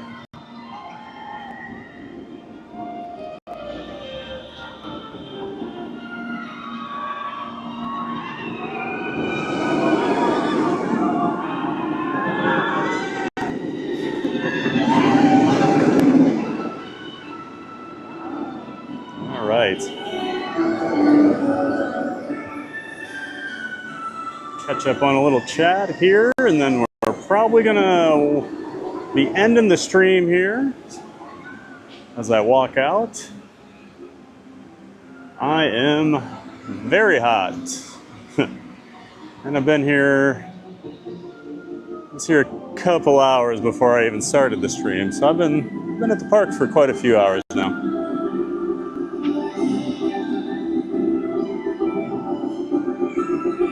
Disney Quest early years were amazing. It aged, unfortunately it aged like milk and was kind of maintained, but those early years were great. I agree. I did love going over there when everything worked, you know, and you could just see it as the years went on. Every time you'd go, less and less things worked.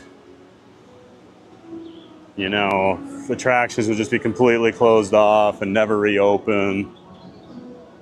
It was pretty bad. I was always sad they didn't even run like the elevator with the genie, you know, like welcoming you or anything.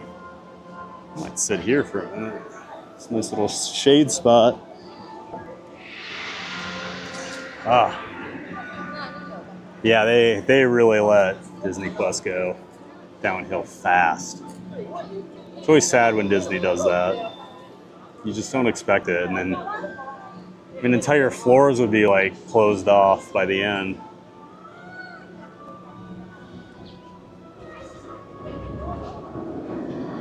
Disney Quest had something called Treasure of the Incas with a small remote-controlled toy trucks with a camera on them. You drove them from stations with a steering wheel. Loved it. I forgot about that, and that was so cool. For such a simple idea, but they pulled it off really well. And it was always like so exciting, like, because you'd work as a team with your family or whatever. They'd be watching the truck or whatever and telling you which way to go so you could get the treasure. Yeah, that was like wasn't that in the basement, I want to say? I remember the Treasure of the Incas. That was really cool. Remember they had the Pirates of the Caribbean? That was like a new addition after they'd been open a couple years. They had the like Mighty Ducks pinball game where you were standing on the disc. Geez. They had a lot of stuff. They had that alien thing where you wore the VR. I remember that like never worked ever. Unfortunately, one of the RC cars caught fire and they closed it after that. Oh, I never heard that. Yeah, that Treasure of the Incas was so cool. Great callback on that one, John. AJ, well, opening YouTube and spotting your live streaming is always great. Feels like being on vacation a little bit for me. Well, you know I love having you hop in from all the way over there in Europe. It's always great to see you, buddy. AJ and I have done a lot of trips over the years all over the world, so he's a good friend. Always awesome that he's in here watching. Spaceship Ears, coasters that take your breath away from simply looking at them from ground level get a gold star. I agree. I'm still, I don't think there'll ever be a day in my life where like a new coaster comes out and the first time I see it, I don't get excited, because once that happens, then I'm probably done riding them anyway, you know? It's like I always say, you know, a lot of my friends ask, do you ever get sick of going to the parks in Orlando? No, I don't. The day I walk into Epcot and I don't smile, like, that's it. I should move somewhere else. And guess what? Over 2 years I've lived here, I smile every time I walk into Epcot. And pretty much any park, you know? So I wouldn't come to a park if I didn't love it.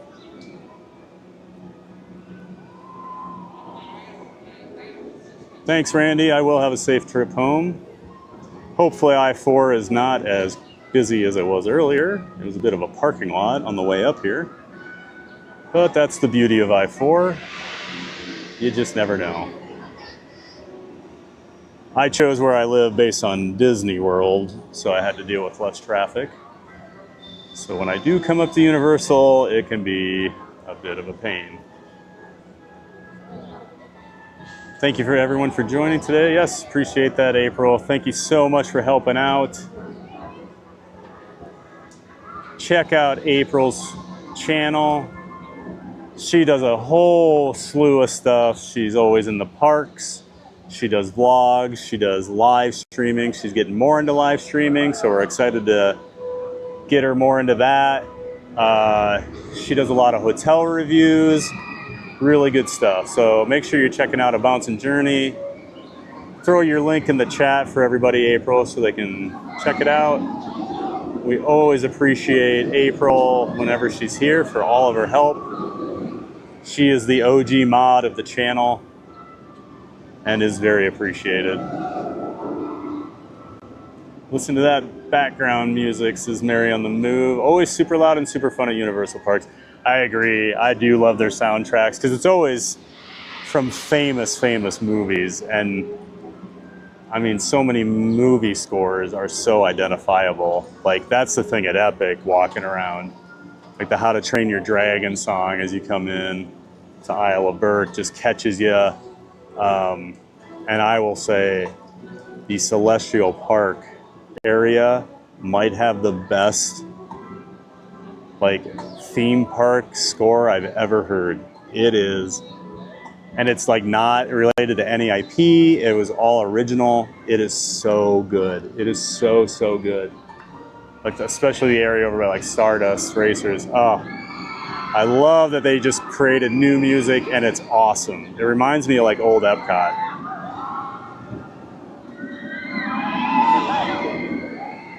Thanks for streaming TPG and thanks for modding. April N. Yes, Mary on the Move. Thank you to you too for being in here today. Being that blue lobster for us. Appreciate it. Sorry to make you work on your day off, but I appreciate it. Hopefully John's back out there tomorrow. I'm sure I'll be. We're going to try to figure out a day or two where we stream together moving forward. So keep your ears open for that. John from Fun to Be Free. Good friend of the channel. We did a couple streams with him last week at the parks. We have a lot of fun.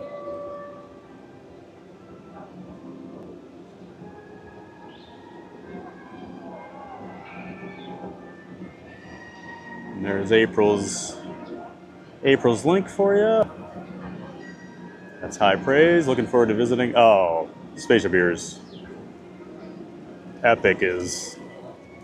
So, my friend I was with today, he's been to.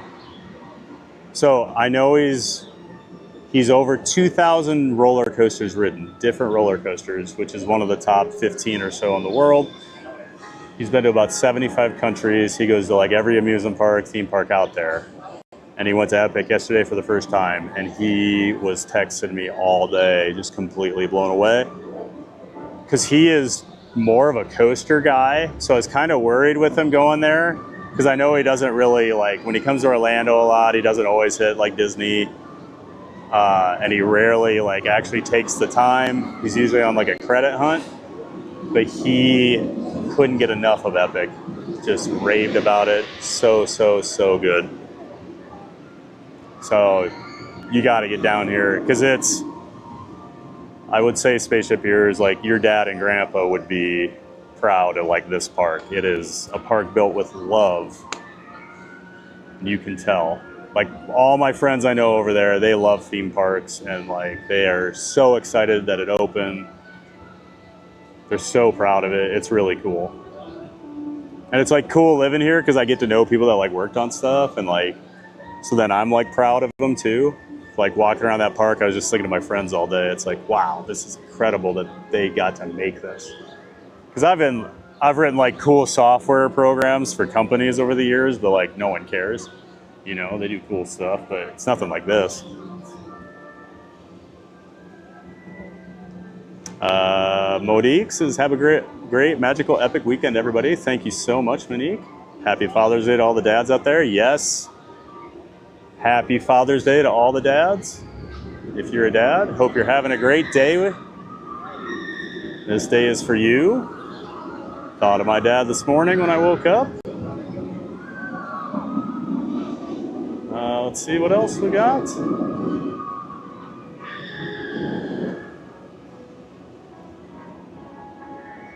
This was good. I liked your style and the way you took the stream. Nice and smooth. Kudos. Thank you, Randy. I appreciate that. Always appreciate you in here. Great to see you. And I'm sure I'll see you on that Fun to Be Free Guys site on his stream here a couple times this week.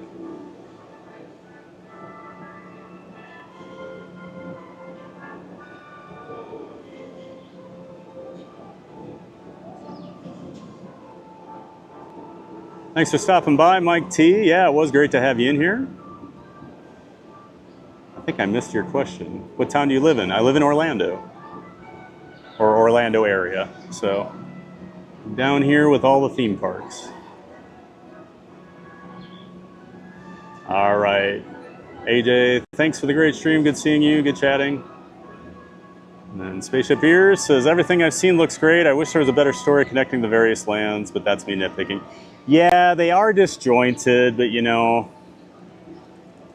I could say the same thing about like when I walk from Fantasyland into Tomorrowland. It's not like there's a real transition of the story. Disney does, you know, transition things, but I think the way they've done the portals over there, because they are kind of locked off on their own, it's okay the way they did it because it doesn't spill out into like Celestial Park or anything. So you don't really get like crossing of the streams of any of the IPs outside of like the portals that you see. They've done a really good job with that, I feel like. My only complaint with the setup is once you're in a portal, it's basically a dead end and you have to come out that same way, so it doesn't connect to the other ones. So I wish there was more flow in that regard, but I also like that you are siloed off and so when I'm in Super Nintendo world, like that's all I'm thinking about. I don't see the other portals. They're really good about the sight lines. There's a couple things, you know, depending where you're at in the park, you'll see things that you're probably not meant to see or whatever, but it's also hard to hide Stardust Racer's 135-foot tall roller coaster from the rest of the park. And then like Isla Burke and parts of Potter, like the structures are so big, you will see them from like Celestial Park, but it doesn't ruin anything. So, but like I said, I wish there was just a little more walking flow because I feel like you're retracing steps a lot. And even though the park as it stands right now isn't huge, you walk a lot there. And the other thing, I've heard a lot of complaints on this. It doesn't really bother me as much, but I warn people, there's a lot of stairs. Now they have elevators and they have ramps and everything, but like there's a lot of stairs in this park. And that park is like pretty there's a lot of elevation changes, especially being in Florida where things are pretty flat, but they dug down deep to like create